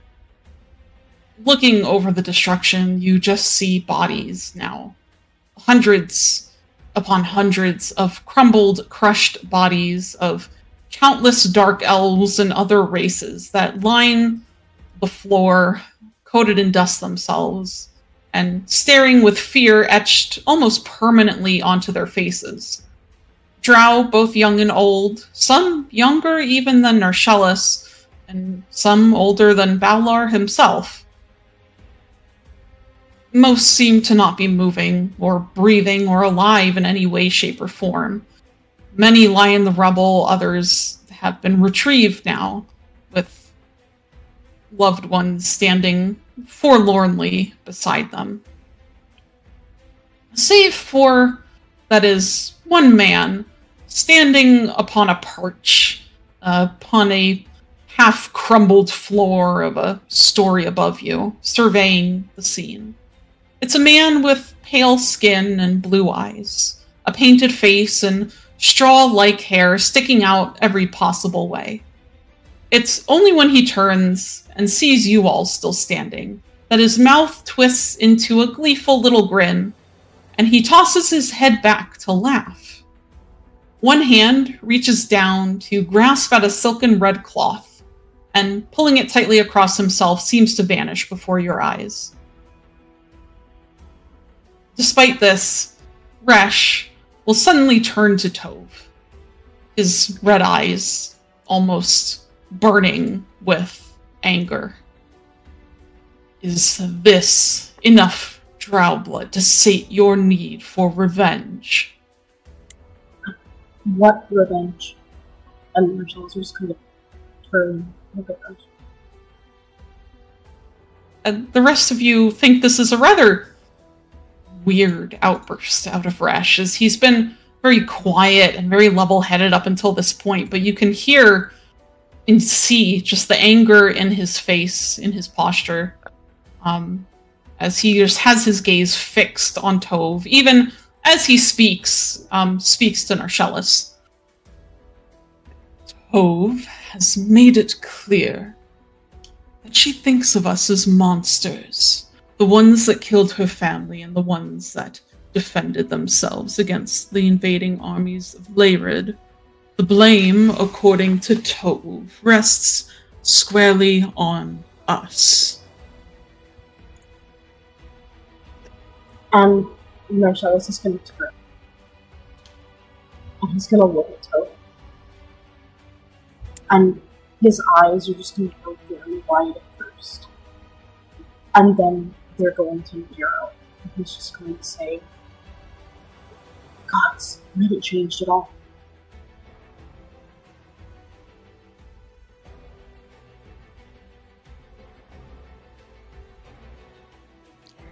And Tove, who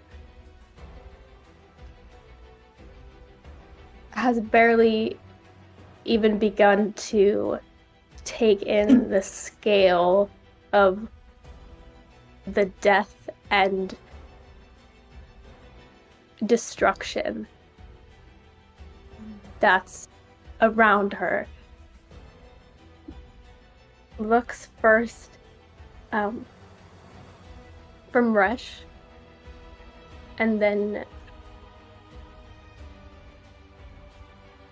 looks at Marcellus.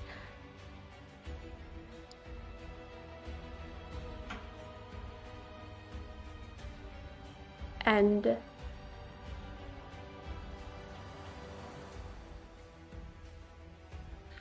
she can't say anything.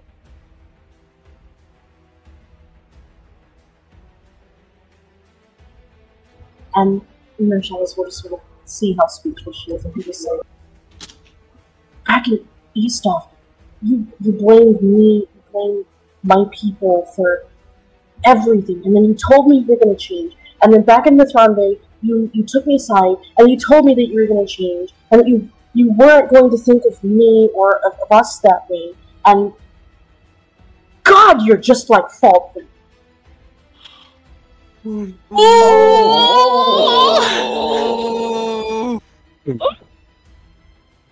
And even Runarian, kind of standing off to the side, is looking over at you, Tove, with this look of like shock and disbelief on his face. And as Narcellus compares you to his father, all he can do is kind of grimace and look down towards the floor.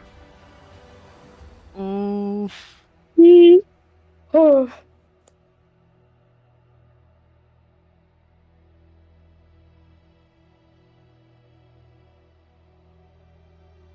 And oh, go ahead. No, you go. Oh, God.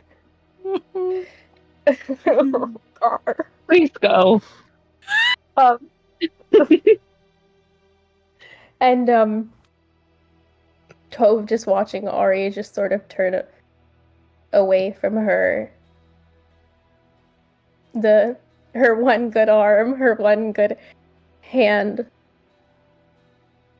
just sort of clenches into a fist for a moment before releasing itself.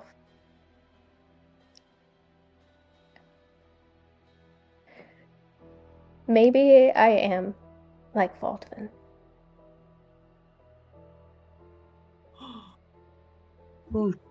And Marcella just sort of stares at her in disbelief and looks around at everybody else, like at Martha and Yavari and Yulia. Like he doesn't know what to say. He's looking for someone else to speak. Because he's just, like, her confirmation of this, like, his expression is just one of just hurt.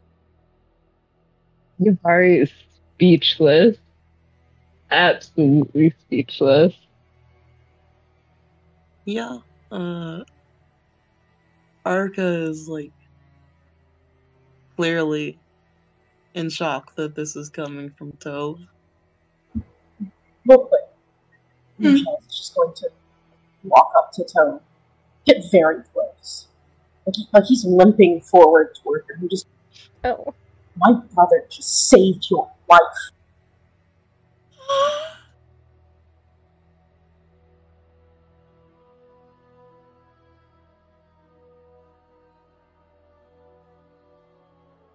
You're right. He did.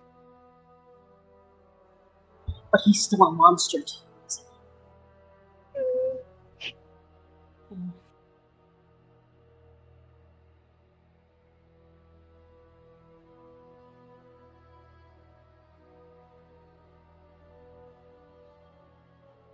Maybe he should have just let me die.